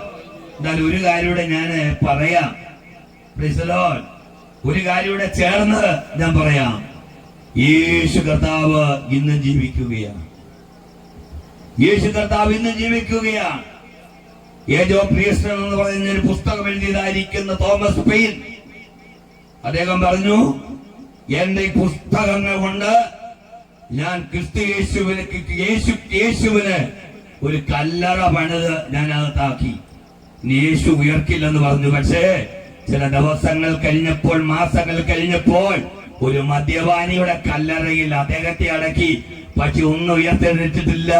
എന്നാൽ 2000 വർഷങ്ങൾക്ക് മുമ്പ് ഭൂമിയിലേക്ക് ഇറങ്ങി വന്ന സർവശക്തനായ ദൈവം, പ്രൈസ് ദി ലോർഡ്, കർത്താവായ യേശു കർത്താവ് മരിച്ച് അടക്കം ചെയ്യപ്പെട്ടത് ഒരു മദ്യപാനിയുടെ കല്ലറയിലല്ല, ഒരു മന്ത്രിയുടെ കല്ലറയ്ക്കകത്ത് അടക്കം ചെയ്യപ്പെട്ട്. പക്ഷെ കല്ലറയ്ക്കകത്ത് നമ്മുടെ കർത്താവായ യേശു കർത്താവിനെ ഒതുക്കാൻ കഴിയുകയില്ലായിരുന്നു. 3-ാമത്തെ ദിവസം കല്ലറയുടെ വാതിൽ തുറന്ന് യേശു കർത്താവ് ഉയർത്തെഴുന്നേറ്റു. ഇന്ന് ജീവിക്കുന്നവനായിരിക്കുന്ന കർത്താവായ യേശു കർത്താവ്. അപ്പോഴേ പൗലോസ് പറഞ്ഞതായ ഒരു വിഷയത്തെ കുറിച്ചാണല്ലോ നമ്മൾ പറഞ്ഞു വന്നത്. യേശു കർത്താവ്, ക്രിസ്തു യേശു പാപികളെ രക്ഷിപ്പാൻ ലോകത്തിൽ വന്നു എന്നുള്ളത്. ഈ പാപി എന്നുള്ള വാക്ക് കേൾക്കുമ്പോൾ പലർക്കും ഒരുപാട് വിഷയങ്ങളാണ്. പാപി അങ്ങനെ ഇല്ലെന്നാ പറയുന്നത്. പക്ഷെ മലയാളം അംഗീകരിച്ച ഒന്നാണ് പാപി. നമ്മുടെ ഭാഷ അംഗീകരിച്ചിട്ടുണ്ട് പാപി എന്നുള്ള വാക്ക്. പാപി എന്നുള്ളതിന് മലയാള അർത്ഥങ്ങളൊക്കെ ഒത്തിരി കാട്ടാളം എന്നൊക്കെയുള്ള അർത്ഥങ്ങളുണ്ട് കേട്ടോ. ആമേൻ. പാപികളിൽ ഒന്നാമൻ. ആ പാപികളിൽ ഞാൻ ഒന്നാമെന്ന് പൗലോസ് പറഞ്ഞു. പക്ഷെ ഇത് ഒരിക്കലും അംഗീകരിക്കാത്തൊരു മനുഷ്യനായിരുന്നു പൗലോസ്. അദ്ദേഹത്തിന് ഒരിക്കലും അംഗീകരിക്കാൻ കഴിയില്ലായിരുന്നു പാപി ആണെന്നുള്ളത്. കാരണം അന്നത്തെ 70 പേരടങ്ങിയിരിക്കുന്ന യഹൂദ സുപ്രീം കോടതിയിലെ ഒരു ന്യായാധിപനും പണ്ഡിതനും ഉന്നതമായ പല ബിരുദങ്ങളുള്ളവരും ഉള്ള ഒരു വ്യക്തിയായ ഒരു മനുഷ്യൻ യഹൂദ മതത്തിനകത്ത് മഹാപുരോഹിതന്റെ അടുത്ത് ഹേരോദാവിന്റെ അടുത്ത് മാത്രമല്ല രാജകൊട്ടാരങ്ങളിൽ പോലും സ്വാധീനമുള്ള റോമ പൗരൻ. അദ്ദേഹം പറയുന്നു, ന്യായപ്രമാണപ്രകാരം ഞാൻ അനന്യനാണ്, ഞാൻ പാപം ഉണ്ട്, എനിക്ക് പാപമില്ലാത്തവനാണ്, ഞാൻ ഒരിക്കലും പാപിയല്ല. ന്യായപ്രമാണത്തെ അങ്ങനെ കർമാചാരങ്ങളിൽ വിശ്വസിച്ച് ഒരു പരീക്ഷൻ അനുഷ്ഠിക്കേണ്ട സകല കർമ്മങ്ങളും അനുഷ്ഠിച്ച് നടന്നതായ ഒരു മനുഷ്യൻ. ഓ, യേശു കർത്താവിനെ കണ്ടുമുട്ടിയാൽ ഒരു മനുഷ്യൻ അവൻ പാപിയാണെന്ന് തിരിച്ചറിയും. അത് ക്രിസ്തുവിനെ കണ്ടുമുട്ടുമ്പോഴാണ് ഒരു മനുഷ്യൻ അവൻ പാപിയാണെന്ന് തിരിച്ചറിയുന്നത്. 35 വയസ്സെന്ന് ശൗലിന് അല്ലെ പൗലോസിന് അന്ന് 35 വയസ്സ് പ്രായമാണ്. ഇന്നത്തെ സിറിയയുടെ തലസ്ഥാനമായ ദമാസ്കസ്, അതിന് ഇന്ന് 7 ഗേറ്റുകളുണ്ട്. റോമൻ ഗവൺമെന്റിന്റെ കാലഘട്ടത്തിലുള്ള ഒരു പുരാതനമായ ഗേറ്റ്. ആ ഗേറ്റിന്റെ പരിവാദിക്കൽ ഇങ്ങനെ മുന്നോട്ട് പോകുകയാണ്. കുതിരപ്പുറത്തായിരിക്കണം പോകുന്നത്. ഒറ്റ ലക്ഷ്യമേ ഉള്ളൂ, ക്രിസ്ത്യാനികളെ മുടിപ്പിക്കണം, ക്രിസ്ത്യാനികളെ കൊല്ലണം, അവരെ നശിപ്പിക്കണം. വേദപുസ്തകം അന്നില്ല, എന്നാൽ ഇന്നത്തെ സമകാലിക ഭാഷയെ പറയട്ടെ, വേദപുസ്തകം ചുട്ടരിക്കണം, വേദപുസ്തകം വലിച്ചു കീറണം. ഇത് അങ്ങനെയുള്ളൊരു മനോഭാവത്തിലൂടെ ആ മനുഷ്യൻ അനുയായികളുമായിട്ട് പോകുകയാണ്. ഡമസ്കോസിന്റെ പടിവാതിക്കൽ ചെന്നു. ഒരു കാര്യം നമ്മൾ മനസ്സിലാക്കണം, എത്രയോ ക്രിസ്ത്യാനികളെ ഈ മനുഷ്യൻ കൊന്നുമിടിച്ചു, എത്രയോ ക്രിസ്ത്യാനികളെ ഉപദ്രവിച്ചു, എത്രയോ കുഞ്ഞുങ്ങളെ കൊന്നുകളഞ്ഞു, എത്രയോ കഠിനമായ പാപങ്ങൾ ചെയ്ത ഒരു മനസാക്ഷിയില്ലാത്തൊരു മനുഷ്യൻ മതത്തിന്റെ പേരിൽ മതമതേകത്തെ അന്ധനാക്കി തീർത്ത്, മതമതേകത്തെ ഇരുട്ടാക്കി തീർത്ത്, ഇരുട്ട് നിറഞ്ഞപ്പോഴും അദ്ദേഹം പറയുകയാണ്, ഞാൻ ശരിയായൊരു ഭക്തനാണ്, ഞാൻ ശരിയായ ഭക്തൻ. എന്റെ വിഷയം യഹൂദ മതത്തിന് ഭീഷണി. ആരാണ് ഭീഷണി? ക്രിസ്ത്യാനികൾ.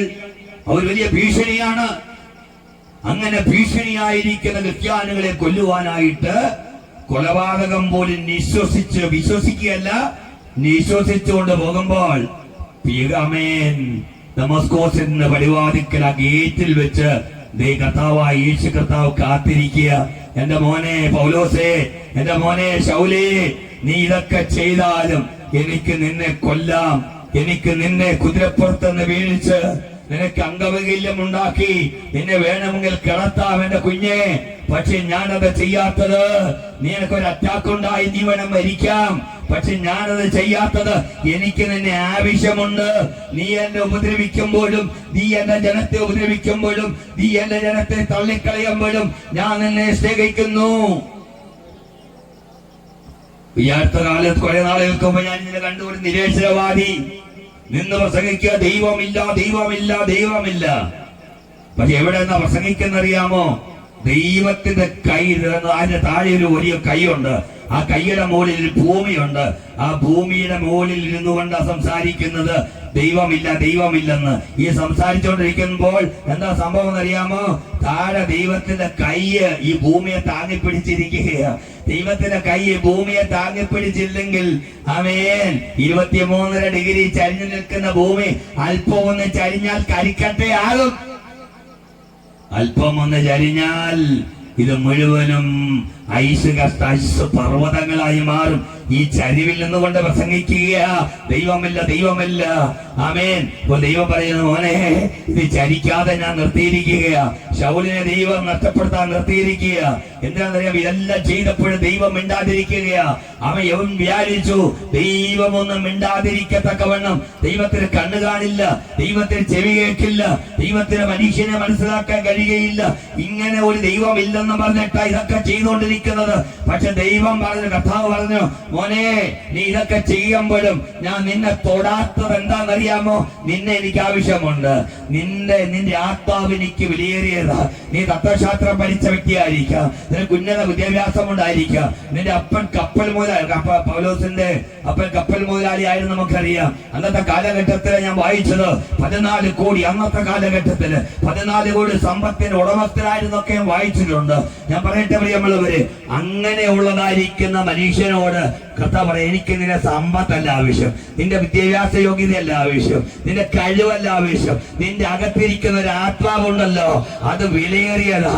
അതിനുവേണ്ടിയാ ഞാൻ ഈ ലോകത്തിലേക്ക് വന്നത്. സ്വർഗത്തിലെ മണിമകുടമായിരുന്ന ഞാൻ സ്വർഗത്തിലെ ദൂതന്മാരുടെ ആരാധനകൾ ഉപേക്ഷിച്ച് ഈ താണ ലോകത്തിലേക്ക് വന്നത്, എന്റെ മഹത്വം മുഴുവൻ ഒഴിഞ്ഞു വെച്ച് ഈ ഭൂമിയിലേക്ക് വന്നത്. ആമേൻ, ആമേൻ. അവിടെ നിൽക്കുന്ന പട്ടാളക്കാരുടെ തല്ലുകൊണ്ടത്, അവരുടെ മുഖത്തേക്ക് അവരെന്നെ മുഖത്ത് തുപ്പിയത്, അവരെ എന്റെ ചെകിട്ടത്ത് അടിച്ചത്, ഇതെല്ലാം സഹിച്ചത്. മോനെ ശൗലേ, നിനക്ക് വേണ്ടി കിട്ട നിന്റെ അകത്തൊരു ആത്മാവുണ്ട്. ആ ആത്മാവിനെ കുറിച്ച് ഞാൻ പറയുന്നു. നീ ലോകം മുഴുവനും നേടിയാൽ നിന്റെ ആത്മാവിനെ നാട്ടമായാൽ നിനക്കെന്ത് പ്രയോജനം? അതുകൊണ്ട് നിന്റെ ആത്മാവിനെ എനിക്ക് വേണം. ഇവിടെ 25 കോടി രൂപയുടെ ലോട്ടറി അടിച്ചാലും, 50 കോടി രൂപയുടെ ലോട്ടറി അടിച്ചാലും, 100 കോടി രൂപയുടെ ലോട്ടറി അടിച്ചാലും, ഒരു വിറ്റക്കാരൻ, ഒന്നുമില്ലാത്തൊരു വിറ്റക്കാരൻ അവൻ മരിച്ചാലും മരണം ഒരുപോലെയാ, ശവക്കുഴി ഒരുപോലെയാ. അവൻ ശരീരം ദ്രവിക്കുന്നത്, ജീർണത ഉണ്ടാകുന്ന ഒരുപോലെയാ. എത്ര പെർഫ്യൂം, എത്ര കിലോഗ്രാം പെർഫ്യൂം കൊണ്ട് അടിച്ചാലും അകത്തെ അഴുകലിനെ തടയാൻ കഴിയുകയില്ല. ഭിക്ഷക്കാരൻ മരിച്ചാലും, ദരിദ്രൻ മരിച്ചാലും, വിദ്യാഭ്യാസമില്ലാത്ത വ്യക്തി മരിച്ചാലും, ഉന്നത വിദ്യാഭ്യാസമുള്ളവർ മരിച്ചാലും, ഈ ലോകത്തിൽ ഏത് ഭരണാധികാരി മരിച്ചാലും, നിശ്ചിത സമയം കഴിയുമ്പോൾ ഒരു മനുഷ്യന്റെ ശരീരത്തിന്റെ അഴുകൽ ഒരേപോലെയാ. അവസാനം അത് പുഴുവിന്, അല്ലെങ്കിൽ അത് തീക്ക്, അല്ലെങ്കിൽ അത് വെള്ളത്തിന്, അല്ലെങ്കിൽ അത് പക്ഷികൾക്ക് എല്ലാം ഏൽപ്പിച്ചു കൊടുക്കുന്ന ഒരുപോലെയാ. മരണത്തിന് മുമ്പിൽ മനുഷ്യരെല്ലാം ഒരുപോലെയാ.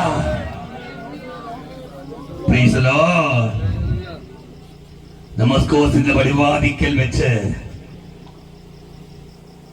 കർത്താവ് പറഞ്ഞു, മോനെ, സമയം ഒരുപാട് ഇങ്ങനെ പോയിക്കൊണ്ടിരിക്കുക കേട്ടോ.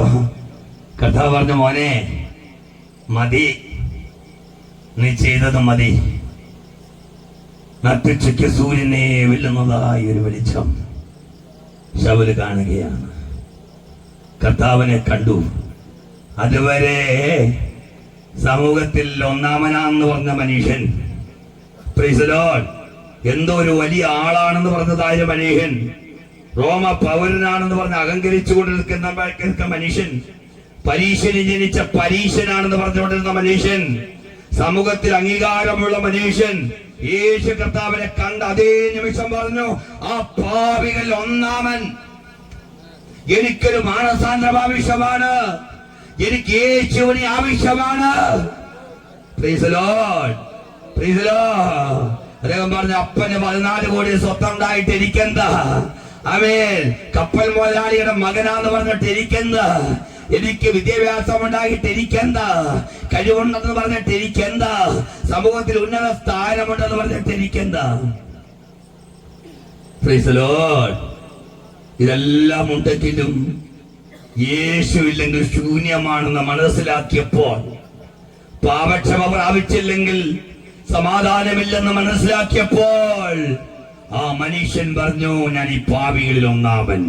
അപ്പോൾ അദ്ദേഹം പറഞ്ഞു, അതുകൊണ്ടാണ് അദ്ദേഹം ഇവിടെ രേഖപ്പെടുത്തിയിരിക്കുന്നത്, ക്രിസ്തു യേശു പാപികളെ രക്ഷിപ്പാൻ ലോകത്തിൽ വന്നു. പ്രിയമുള്ളവരെ, യേശു കർത്താവ് നല്ല മനുഷ്യനെ രക്ഷിക്കാൻ ലോകത്തിൽ വന്ന വ്യക്തിയല്ല.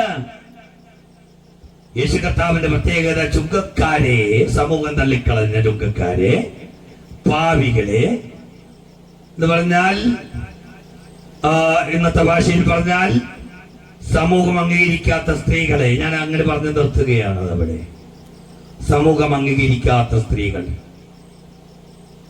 ലോകത്തിൽ പാപികൾ എന്ന് വിളിക്കപ്പെടുന്ന സ്ത്രീകൾ, പാപികൾ എന്ന് പറഞ്ഞ മനുഷ്യർ, അവരെ നോക്കിക്കൊണ്ട് കർത്താവ് പറഞ്ഞു, അധ്വാനിക്കുന്നവരും ഭാരം വഹിക്കുന്നവരുമേ, നിങ്ങൾ ഏതോ മതത്തിൽപ്പെട്ടതെന്നല്ല വിഷയം, നിങ്ങൾ ഏത് ജാതിയിൽപ്പെട്ടതെന്നല്ല വിഷയം, നിങ്ങൾ ഏത് കുടുംബത്തിൽ ജനിച്ചു എന്നുള്ളതല്ല വിഷയം. നിങ്ങൾ ആരായിരുന്നാലും നിങ്ങൾ എന്റെ അടുക്കൽ വരുവീൻ, ഞാൻ നിങ്ങളെ ആശ്വസിപ്പിക്കാം. സമ്പത്തുള്ളവരെല്ലാം വരട്ടെ എന്നല്ല യേശു പറഞ്ഞത്. അധ്വാനിക്കുന്നവരും ഭാരം വഹിക്കുന്നവരുമായുള്ളവരെ, നിങ്ങൾ എന്റെ അടുക്കൽ വരുവിൻ, ഞാൻ നിങ്ങളെ ആശ്വസിപ്പിക്കാം. ലോക ചരിത്രത്തിൽ ആദ്യമായി മുഴങ്ങിക്കെട്ട ഒരു ശബ്ദമാണ്. അധ്വാനിക്കുന്നവരും പാരവഹിക്കുന്നവരുമായുള്ളവരെ, നിങ്ങൾ എന്റെ അടുക്കൽ വരുവിൻ, ഞാൻ നിങ്ങളെ ആശ്വസിപ്പിക്കാം. ആ ശബ്ദം കേട്ടിട്ട് ഞാൻ ഇങ്ങനെ വിചാരിക്കുകയാണ്, പലസ്തീനിലെ മണൽത്തരികൾ പോലും കോരിത്തെരിച്ചു പോയി.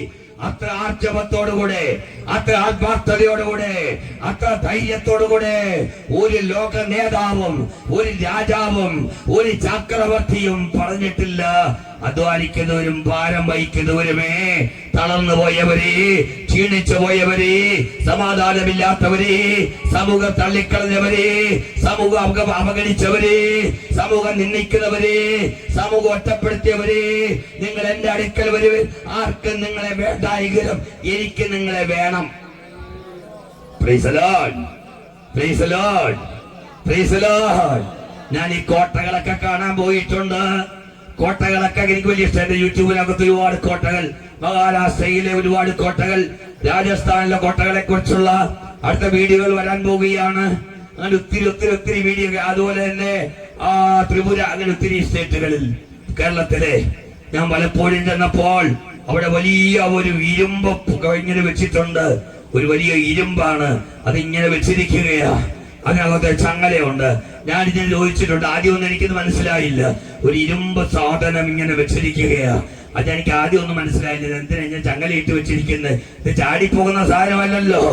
അപ്പോഴാണ് പറഞ്ഞത്, അന്നത്തെ കാലഘട്ടത്തിൽ സൈന്യത്തിലേക്ക് ഒരാളെ എടുക്കണമെങ്കിൽ ഇത് പൊക്കി കരുത്ത് കാണിക്കണം, എങ്കിലേ എടുക്കാൻ പറ്റുകയുള്ളെന്ന്. പക്ഷേ യേശു കർത്താവ് തന്റെ ശിഷ്യന്മാരാക്കി മാറ്റിയത്, തന്റെ ജനത്തെ വിളിച്ചത് ശക്തിയുള്ളവരെയും ബുദ്ധിയുള്ളവരെയും സാമ്പത്തികമുള്ളവരെയും വിദ്യാഭ്യാസമുള്ളവരെ നോക്കിയല്ല, ഇതൊന്നുമില്ലാത്ത ആളുകളെ, സമൂഹം തിരിച്ചവരെയാണ് തന്നിലേക്ക് ചേർത്തത്. അതുകൊണ്ടാണ് വാട്ടർലി യുദ്ധത്തിൽ പരാജയപ്പെട്ട നെപ്പോളിയൻ ലോകത്തിലെ വളരെ വിദൂരമായ ഒരു ദ്വീപിൽ, സെന്റ് ഹെലീന ദ്വീപിൽ മരണത്തോട് അടുത്ത് കിടക്കുമ്പോൾ തന്റെ 51-ാമത്തെ വയസ്സിൽ താൻ മരിക്കുന്ന സമയം, ഫ്രഞ്ച് ചക്രവർത്തിയായി 10 വർഷം ഭരിച്ച് ലോകത്തെ കിട്ടകിട്ട വിറപ്പിച്ച നെപ്പോളിയൻ എന്ന് പറയുന്ന ചക്രവർത്തി, നെപ്പോളിയൻ ബോണപ്പാർട്ട് എന്ന് പറയുന്ന ആ ചക്രവർത്തി, അദ്ദേഹത്തിന്റെ സൈനിക തന്ത്രങ്ങൾ ഇന്നും സൈനിക സ്കൂളുകളിൽ പഠിപ്പിക്കുന്നുണ്ട്. അത്ര വലിയ സൈനിക തന്ത്രശാലിയായ ഒരു മനുഷ്യൻ വാട്ടർലി യുദ്ധത്തിൽ പരാജയപ്പെട്ടതിനെ കുറിച്ചൊന്നും ഇപ്പോൾ വിശദീകരിക്കാൻ സമയമില്ലല്ലോ. അങ്ങനെ കിടക്കുകയാണ്. ആ വാട്ടർലി യുദ്ധത്തിൽ പരാജയപ്പെട്ട് കിടക്കുന്നതായ നെപ്പോളിയൻ ചക്രവർത്തി ഏറ്റവും അവസാനമായി സംസാരിച്ചതെന്നറിയാമോ? ഞാനും സീസറും ഒക്കെ സ്ഥാപിച്ച സാമ്രാജ്യങ്ങൾ തകർന്നുപോയി. അത് ഞാൻ സ്ഥാപിച്ചതായ എന്റെ സാമ്രാജ്യം ഇന്നില്ല. എന്റെ മകൻ ജോസഫിനെ ചക്രവർത്തിയാക്കണമെന്ന് ഞാൻ ആഗ്രഹിച്ചത്, അവൻ ഒരിക്കലും ഒരു ചക്രവർത്തിയാകാൻ പോകുന്നില്ല. എന്റെ സകലവും നശിച്ചു. ഞാൻ സ്ഥാപിച്ച സാമ്രാജ്യം, സീസർ സ്ഥാപിച്ച സാമ്രാജ്യം, ലോക നേതാക്കന്മാർ സ്ഥാപിച്ച സാമ്രാജ്യം, അവരുടെ മരണത്തോടുകൂടെ അതെല്ലാം അവസാനിച്ചു. പക്ഷേ 2000 വർഷങ്ങളായിട്ട് നസ്രേനായ ക്രിസ്തു സ്ഥാപിച്ച സാമ്രാജ്യം, അത് വാളിന്റെ ബലത്തിലല്ല, അത് സ്നേഹത്തിന്റെ ബലത്തിൽ സ്ഥാപിച്ച സാമ്രാജ്യം ഇന്ന് നിലനിൽക്കുകയാണ്. അവിടുന്ന് മരിച്ച് കല്ലറയിൽ അടക്കം ചെയ്യപ്പെട്ട് സ്വർഗത്തിലേക്ക് പോയെങ്കിലും ഇന്ന് മറ്റടക്കമുള്ള ഒരു സൈന്യമായിട്ട് ഒരു സമൂഹം യേശു കർത്താവിന്റെ യേശുക്രിസ്തുവിന്റെ പിന്നാലെ ഉള്ളത്. അല്ലയോ നസ്രേനായ യേശുവേ, അങ്ങാണ് ലോക നേതാവ്. അങ്ങിപ്പോലൊരു നേതാവ് ഇന്ന് വരെ ഉണ്ടായിട്ടില്ല. ഇത്ര സ്നേഹമുള്ള, കരുണയുള്ള, മനസ്സലിവുള്ള, മനുഷ്യന്റെ വിഷമങ്ങളെ മനസ്സിലാക്കുന്ന, ഹൃദയങ്ങളോട് സംവേദിക്കുന്ന, മനുഷ്യനെ മനുഷ്യരായി കാണുന്ന, പണത്തിലും ശക്തിയിലും അല്ല, മനുഷ്യന്റെ അകത്തിരിക്കുന്ന ആത്മാവിനെ സ്നേഹിക്കുന്ന ഒരു നേതാവ് ലോക ചരിത്രത്തിൽ ഉണ്ടായിട്ടില്ല, ഉണ്ടാവുകയുമില്ല. ആ നേതാവ് ഈ ഭൂമിയിലേക്ക് വന്ന സിംഹാസനത്തിൽ ഇരുന്നിട്ട് മരിച്ചുപോയതല്ല. അതോടെ പറഞ്ഞ് എന്നെ ഇവിടെ അവസാനിപ്പിക്കാം. ആ നേതാവ് മരിക്കാൻ വേണ്ടി വന്നതാണ്. തന്നെത്താൻ ഏൽപ്പിച്ചു കൊടുത്ത മനുഷ്യനായ ക്രിസ്തു ഒരേ സമയം ദൈവമായിരുന്നു. പക്ഷേ തന്റെ ക്രൂശിലെ വേദനകളിലോ ഗത്സമനം മുതൽ താൻ അനുഭവിച്ച കഷ്ടതകളിലോ ഒന്നും ദൈവത്വം ഉപയോഗിച്ചില്ല. എന്തിനേറെ ഒരിക്കൽ ഉപവസിച്ചുകൊണ്ടിരിക്കുന്ന സമയത്ത് പിശാച് കല്ലെടുത്ത് കൊണ്ടുവന്നിട്ട് പറഞ്ഞു, നീ ഇതെടുത്ത് അപ്പമാക്കി തിന്നാൻ പറഞ്ഞിട്ട് ഒരപ്പത്തിന് വേണ്ടി തന്റെ അത്ഭുത കരങ്ങൾ കർത്താവ് ഉപയോഗിച്ചിട്ടില്ല. ഇതുപോലെ ക്രൂശിൽ തന്റെ ദൈവത്വത്തിന്റെ ആ മാസ്മരികത അധികാരത്തിൽ എന്നുകൊണ്ട് തന്റെ വേദനകളെ താൻ മാറ്റിയില്ല. ഒരു പച്ചയായ മനുഷ്യനായി ഗത്സമന മുതൽ ഗോൽഗോഥ വരെ തന്നെത്താൻ ഏൽപ്പിച്ചു കൊടുത്ത ഒരു കുഞ്ഞാട്. പെസഹ പെരുന്നാളിന് ലക്ഷക്കണക്കിന് കുഞ്ഞാടുകളെ കൊല്ലുവാൻ കൊണ്ടുപോകുന്ന കുഞ്ഞാടുകൾക്കറിയാം ഇത് മരിക്കാനുള്ള ഒരു യാത്രയാണ്. ഒരു കുഞ്ഞാടും ആ ആട് പുറകോട്ട് പിടിച്ചു വലിക്കും, കാരണം അറക്കപ്പെടാൻ കൊണ്ടുപോകും. കാരണം ആയിരക്കണക്കിന് ആടുകളുടെ രക്തം ഇങ്ങനെ തളം കെട്ടി കിടക്കുകയാണ്. ഓരോ കുഞ്ഞാടുകളെയും കൊണ്ടുപോകുമ്പോൾ ആട്ടുകളുടെ ശബ്ദം ഈ ആടിന്റെ കാതുകളെ മുഴങ്ങുകയാണ്.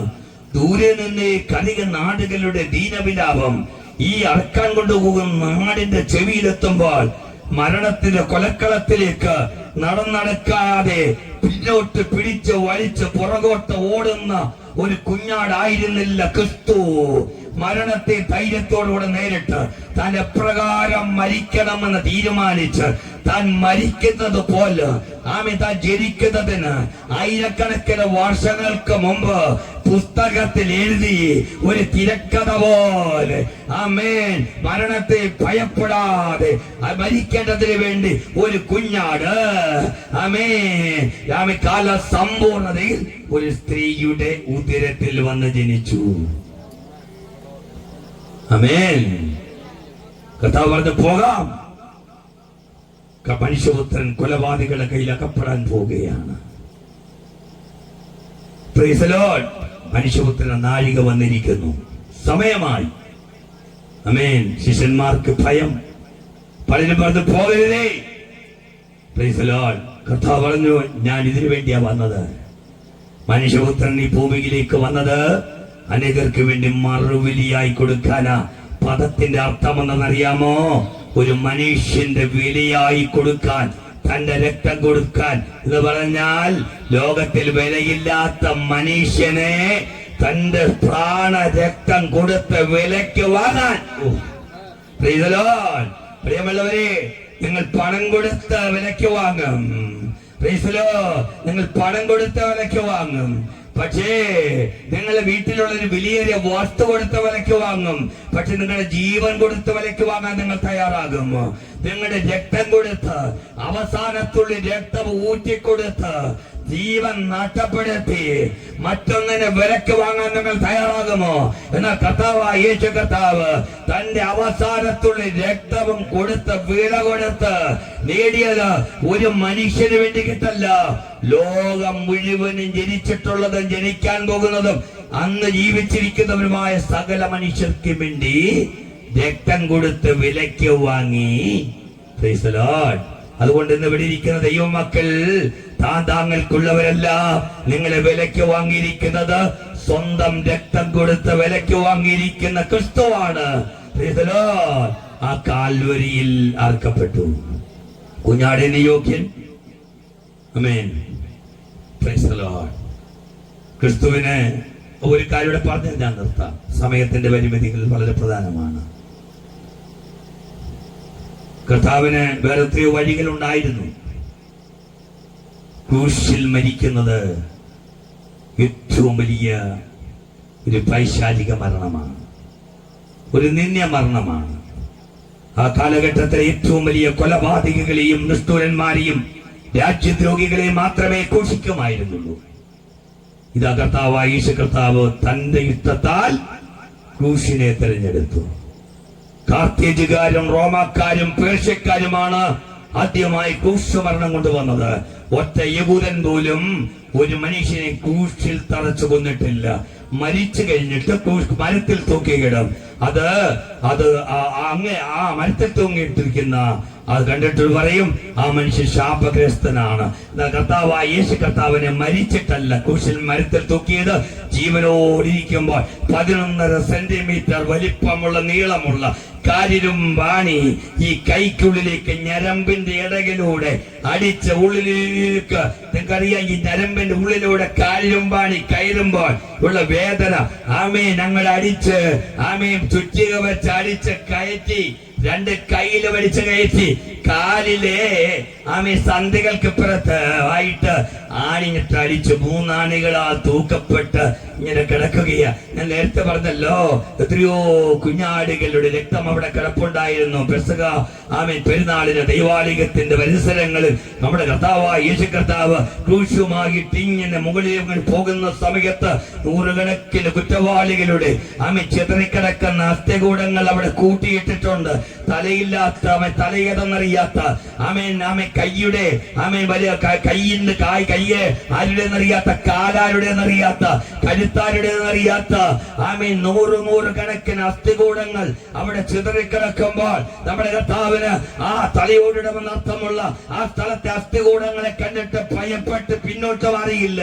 മറിച്ച് കർത്താവിനറിയാം, ഒരു അസ്ഥികൂടമായിട്ട് ഗോൽഗത്താ മലയുടെ 50 അടി പൊക്കമുള്ള ഇന്നത്തെ മാവൂസ് ബസ് സ്റ്റാൻഡിന്റെ 50 അടി അപ്പുറത്തുള്ള 200 അടി അപ്പുറത്തുള്ളതായിരിക്കുന്ന ഗോൽഗത്താ മലയിലെ ഒരു ചുവട്ടിൽ ആയിരക്കണക്കിന് കുറ്റവാളികളിലൊപ്പം തന്റെ അസ്ഥികൾ കിടക്കില്ലെന്ന് കർത്താവിനറിയാം. തന്റെ അസ്ഥികൾ ഒന്ന് തകർക്കപ്പെടുകയെന്നറിയാം. തന്റെ ശരീരം മനുഷ്യവർഗത്തിന് വേണ്ടി പരമയാഗമായി അർപ്പിച്ചിട്ട് ഒരു മുടിനാര് പോലും ഒരു തിരുശൂപമായിട്ട് അവിടെ അവശേഷിപ്പിക്കാതെ കർത്താവായ യേശു കർത്താവ് ഉയർത്തെഴുന്നേറ്റ് 40 വർഷം വരെ 40 വയസ്സ് ദിവസം വരെ ഭൂമിയിൽ ജീവിച്ച് 40ാമത്തെ ദിവസം സ്വർഗത്തിലേക്ക് പോയി വീണ്ടും വരുന്നു. ക്രൂശിലെ മരണം എല്ലാ കണ്ണുകളും നടച്ചാട്ടെ. ആ ക്രൂശിലെ മരണം എത്ര ഭീകരമായിരുന്നു. ഞങ്ങളെ കേൾക്കുന്ന പ്രിയമുള്ളവരെ, നിങ്ങളായിരിക്കുന്ന ഇടത്ത് നിങ്ങളുടെ കണ്ണുകൾ നിങ്ങൾക്ക് അടയ്ക്കാൻ താല്പര്യമുണ്ടെങ്കിൽ അടയ്ക്കാം. നിങ്ങൾ ജീവിതത്തിൽ നിരാശ ഉള്ളൊരു വ്യക്തിയായിരിക്കാം. ആട്ടകത്തെ കുറിച്ച് ചിന്തിച്ച് ഓരോ ദിവസങ്ങളും തള്ളി നീക്കുന്ന ഒരു വ്യക്തിയായിരിക്കാം. പ്രിയമുള്ള കുഞ്ഞെ, ഇനി മരണമല്ലാതെ മറ്റൊരു മാർഗമില്ലെന്ന് എത്രയോ പ്രാവശ്യം നീ പറഞ്ഞു കഴിഞ്ഞു. ജീവിതത്തിന് മുമ്പ് ഇരുട്ട് നിറഞ്ഞൊരു അനുഭവത്തിലൂടെ പോകുമ്പോൾ ഒരു തെളിവെളിച്ചം എങ്ങെന്നും കാണാൻ കഴിയാതെ നീ വേദനിക്കുന്നൊരനുഭവം. നിന്നെ ഒന്ന് ഫോൺ വിളിക്കാൻ പോലും ആളുകൾ തയ്യാറില്ല. നിനക്ക് അത്ര എങ്ങനെയെന്ന് ചോദിക്കാൻ തയ്യാറില്ല. നീ ഒന്ന് ഫോൺ വിളിച്ചാൽ എടുക്കാൻ തയ്യാറില്ല. അവരെന്തെങ്കിലും സാമ്പത്തികമായ കൂട്ടായ്മ കാണിക്കണമോ, നിനക്കൊരു കട്ടത വന്നാൽ ഓടി എത്തണമോ എന്ന് പറഞ്ഞുകൊണ്ട് ഒരുപക്ഷെ കുഞ്ഞുങ്ങൾ പോലും മാറി നിൽക്കുന്ന സാഹചര്യത്തിൽ നിന്റെ യേശു കർത്താവ് നിന്റെ അടുത്തുണ്ട്. യേശു കർത്താവിന്റെ പേര് ദൈവം നമ്മോട് കൂടെ എന്നർത്ഥമുള്ള ഇമ്മാനുവേൽ എന്നാണ്. യേശു കർത്താവ് നിന്നോട് കൂടെയുണ്ട്. തക്ക സമയത്ത് പാപികൾക്ക് വേണ്ടി മരിച്ച ക്രിസ്തു, പ്രൈസ് ദി ലോർഡ്, താങ്കൾക്ക് വേണ്ടി മരിച്ച ക്രിസ്തു താങ്കളെ സ്നേഹിക്കുന്നു. പെറ്റമ്മ പോലും ഉപേക്ഷിച്ചാലും, സ്വന്തം സഹോദരങ്ങൾ ഉപേക്ഷിച്ചാലും, പിതാവ് ഉപേക്ഷിച്ചാലും, ഭർത്താവ് ഉപേക്ഷിച്ചാലും, ഭാര്യ ഉപേക്ഷിച്ചാലും താങ്കളെ സ്നേഹിക്കുന്ന ഒരു സ്നേഹം. നോക്കുക, ആ ക്രൂശ് എന്തുകൊണ്ട് തിരഞ്ഞെടുത്തതറിയാമോ? ആ ക്രൂശിന്മേൽ 2 കള്ളന്മാർ അപ്പുറത്തും ഇപ്പുറത്തും കിടക്കുകയാണ്. 2 പേരും കൊടുക്കുറ്റവാളികളാണ്, 2 പേരും രാജ്യദ്രോഹികളാണ്, 2 പേരും പേടിസ്വത്രമാണ്. പക്ഷെ ആ ക്രൂശിന്മേൽ കിടക്കുന്ന സമയത്ത് അവൻ ഒരു കള്ളൻ ക്രൂശിന്മേൽ കിടക്കുമ്പോൾ യേശു കർത്താവിനെ നോക്കി തൊട്ടമ്മ നിന്ദിച്ചതാണ്, തൊട്ടമ്മ പരിഹസിച്ചതാണ് യേശു കർത്താവിന്.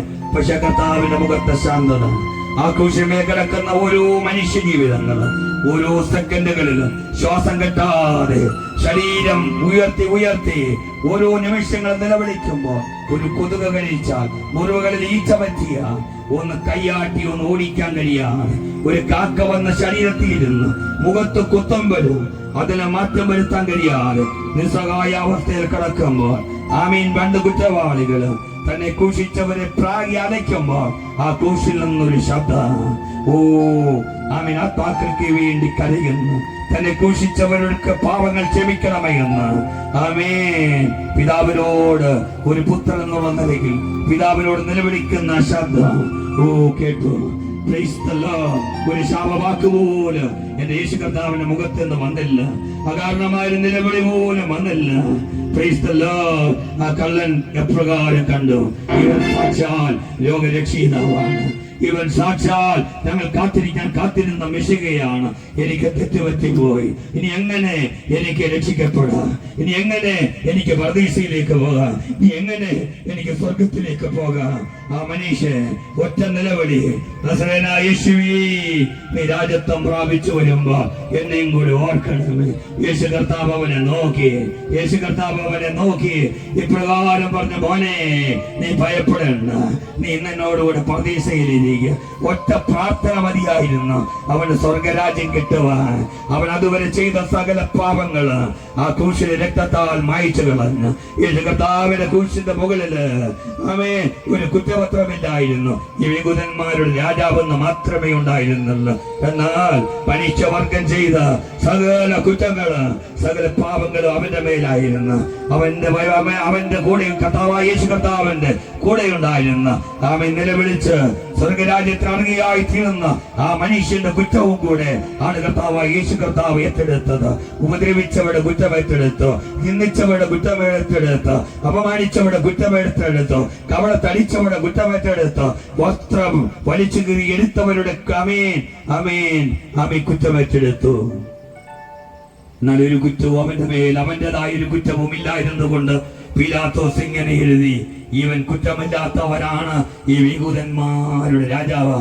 അല്ലയോ പീലാത്തോസേ, താങ്കൾക്ക് തെറ്റുപറ്റിപ്പോയി. ഈ യഹൂദന്മാരുടെ രാജാവ് മാത്രമല്ല, ലോകത്തിന്റെ രാജാവാണ്, രാജാതിരാജാവായി വരാൻ പോകുന്നു. പ്രിയമുള്ള കുഞ്ഞെ, കഷ്ടതയില്ലാത്തൊരു ലോകം, കണ്ണുനീരില്ലാത്തൊരു ലോകം, രോഗമില്ലാത്തൊരു ലോകം, അലോകം മരണമില്ലാത്തൊരു ലോകം, കുറ്റവാളികളില്ലാത്തൊരു ലോകം കർത്താവായ യേശു കർത്താവ് സ്ഥാപിക്കാൻ പോകുന്നു. 1000 വർഷം രാജാതിരാജാവായി കർത്താവ് ഭരിക്കാൻ പോകുന്നു.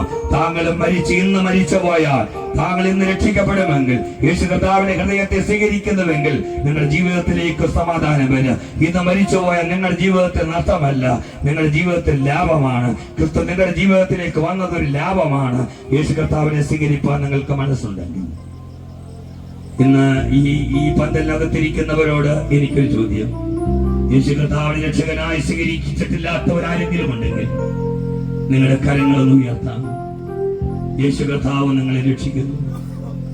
ഇതൊക്കെ നാളുകളിൽ സ്ഥാനപ്പെടാൻ തീരുമാനമെടുത്തു, പക്ഷെ ഇതുവരെയും എനിക്ക് സ്ഥാനപ്പെടാൻ ധൈര്യമില്ലായിരുന്നുവെന്ന് ചിന്തിക്കുന്നവരാരെങ്കിലും ഉണ്ടെങ്കിൽ നിങ്ങളായിരിക്കുന്നിടത്ത് നിങ്ങളുടെ കരമൊന്ന് ഉയർത്തി നിങ്ങൾ സ്ഥാനപ്പെടാൻ തീരുമാനമെടുക്കുന്നെങ്കിൽ praise the lord, praise the lord. ദൈവത്തിന്റെ കൃപമായിട്ടാണ് നിങ്ങൾ ഭവനത്തിലേക്ക് മടങ്ങി പോകുന്നത്. ദൈവം നിങ്ങളെ അനുഗ്രഹിക്കട്ടെ. പ്രൈസ് ദി ലോർഡ്, ഹല്ലേലൂയ. ആമേൻ. നമുക്ക് ദൈവസന്നിധിയിൽ നമ്മൾ ഒരുമിച്ച് ഒരു വാക്ക് പ്രാർത്ഥിക്കുമ്പോൾ അതിനുശേഷം ഒരു പാട്ടുപാടി സ്തോത്രകാഴ്ച എടുക്കുന്നതാണ്. ദൈവം അനുഗ്രഹിക്കട്ടെ. ഞങ്ങളെ ആഴമായി സ്നേഹിക്കുന്ന ഞങ്ങളുടെ നല്ല പിതാവേ, ഈ തിരുവചനം കേട്ട് അടുത്തുള്ള ഭവനങ്ങളിലെ പരിസരങ്ങളിലുമായിട്ടുള്ള എല്ലാ പ്രിയമുള്ളവരെയും ഞങ്ങൾ ഏൽപ്പിക്കുന്നു. ഭാരപ്പെടുന്നവരുണ്ട്, വേദനപ്പെടുന്നവരുണ്ട്, കണ്ണിന് അനുഭവത്തിലൂടെ പോകുന്നവരുണ്ട്, ഒറ്റപ്പെട്ടിരിക്കുന്നവരുണ്ട്, കടുത്ത കുറ്റബോധത്താൽ നീറി ഓരോ ദിവസവും തള്ളി നീട്ടി ശരീരത്തിൽ വിവിധ രോഗങ്ങൾ അനുഭവിക്കുന്നവരുണ്ട്. കർത്താവ് അവരോട് കരുണ ചെയ്യണമേ, കർത്താവ് അവരോട് മനസ്സറിയണമേ, കർത്താവിലേക്ക് അവരോട് കൂടെ ഇരിക്കണമേ. ഒരു നല്ല രക്ഷകനെന്നുണ്ടെന്ന് കർത്താവ് അവർ തിരിച്ചറിയുവാൻ കൃപ നൽകണമേ. ഇന്ന് രാത്രി ദൈവമേ, ഈ വചനം കേട്ട് എല്ലാവരും അനുഗ്രഹിക്കണമേ. അവർക്ക് രോഗസൗഖ്യം നൽകണമേ. വിശ്വസിക്കുന്നവർക്ക് പാപക്ഷമ അങ്ങ് നൽകുന്ന ദൈവമാകുന്നല്ലോ, അത് നൽകുന്നതിനായി സ്തോത്രം. ഈ വചനം കേട്ട പ്രിയമുള്ളവരെ അങ്ങ് അനുഗ്രഹിക്കുകയും അങ്ങയുടെ രണ്ടാമത്തെ മടങ്ങി വരവിൽ അവരെല്ലാവരും എടുക്കപ്പെടത്തക്കവണ്ണമുള്ള ഒരു ജീവിത മാറ്റം ദൈവം അവർക്ക് നൽകുകയും ചെയ്യണമേ. കർത്താവ് പ്രാർത്ഥന കേട്ടുകൊണ്ട് സ്തോത്രം, യേശു ക്രിസ്തുവിന്റെ നാമത്തിൽ തന്നെ ആമേൻ. ഈ സമയത്ത് ഒരു പാട്ട് പാടുമ്പോൾ നമ്മള് ദൈവത്തിന്റെ സ്തോത്ര കാഴ്ച അർപ്പിക്കുന്നതാണ്. Praise the Lord. Praise the Lord. Hallelujah. അനുഗ്രഹീതമായ നല്ല ഒരു മെസ്സേജ്. ക്രിസ്തു യേശു പാപികളെ രക്ഷിപ്പാൻ വന്നു എന്നുള്ളത്. ആമേൻ. ഹല്ലേലൂയ. എല്ലാവരും അംഗീകരിപ്പാൻ വിശ്വാസയോഗ്യമായ വചനം. ആ പാപികളിൽ ഞാനൊന്നാമൻ. നമ്മുടെ കർത്താവിന്റെ ക്രൂശുമരണം, നമ്മുടെ കർത്താവിന്റെ മടങ്ങിവരവ്, ഇവരൊക്കെ നമ്മുടെ കണ്ണിന്റെ മുമ്പിൽ വരച്ച് കാട്ടിയതുപോലെയുള്ള ഒരു അനുഭവമാണ് നമുക്ക് കാണുവാനായിട്ട് കഴിഞ്ഞത്. ഇന്ന് അത്രക്കാലം നമ്മൾ ഇനിയും എഴുന്നേറ്റ് നിന്ന് നമ്മളെല്ലാവരും ആരാധനയോടെ പ്രവേശിക്കുകയാണ്. അപ്പോൾ തന്നെ എല്ലാവരും നല്ലൊരു സ്തോത്ര കാഴ്ച ആദ്യം ഇട്ടിട്ടേ ആരാധനയിലേക്ക് പ്രവേശിക്കാവൂ. എല്ലാവരും കൊണ്ടുവന്ന് നല്ലൊരു സ്തോത്ര കാഴ്ചയുടെ ഇപ്പോൾ ഇടണമേ എന്ന് പ്രത്യേകം ഓർമ്മിക്കുന്നു. നമ്മളിൽ ഒരുമിച്ച് ആരാധനയ്ക്ക് വേണ്ടിയാണ്.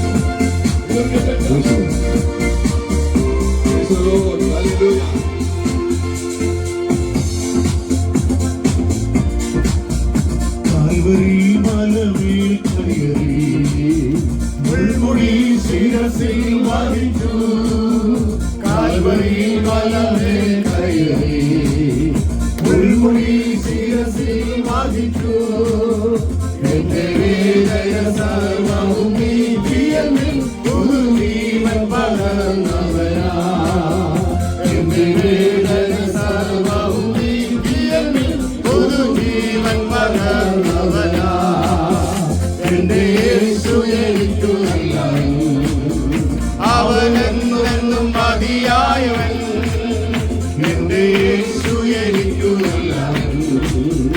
അവനെന്നും മതിയായവൻ, അവത്തിൽ പ്രയാസങ്ങളിൽ മനമേ അവൻ മതിയായവൻ.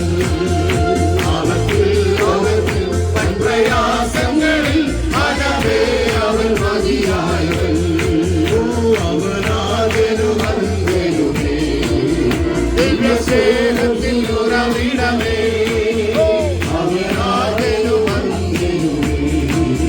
ദിവ്യസ്നേഹത്തിൽ ഉറവിടമേ.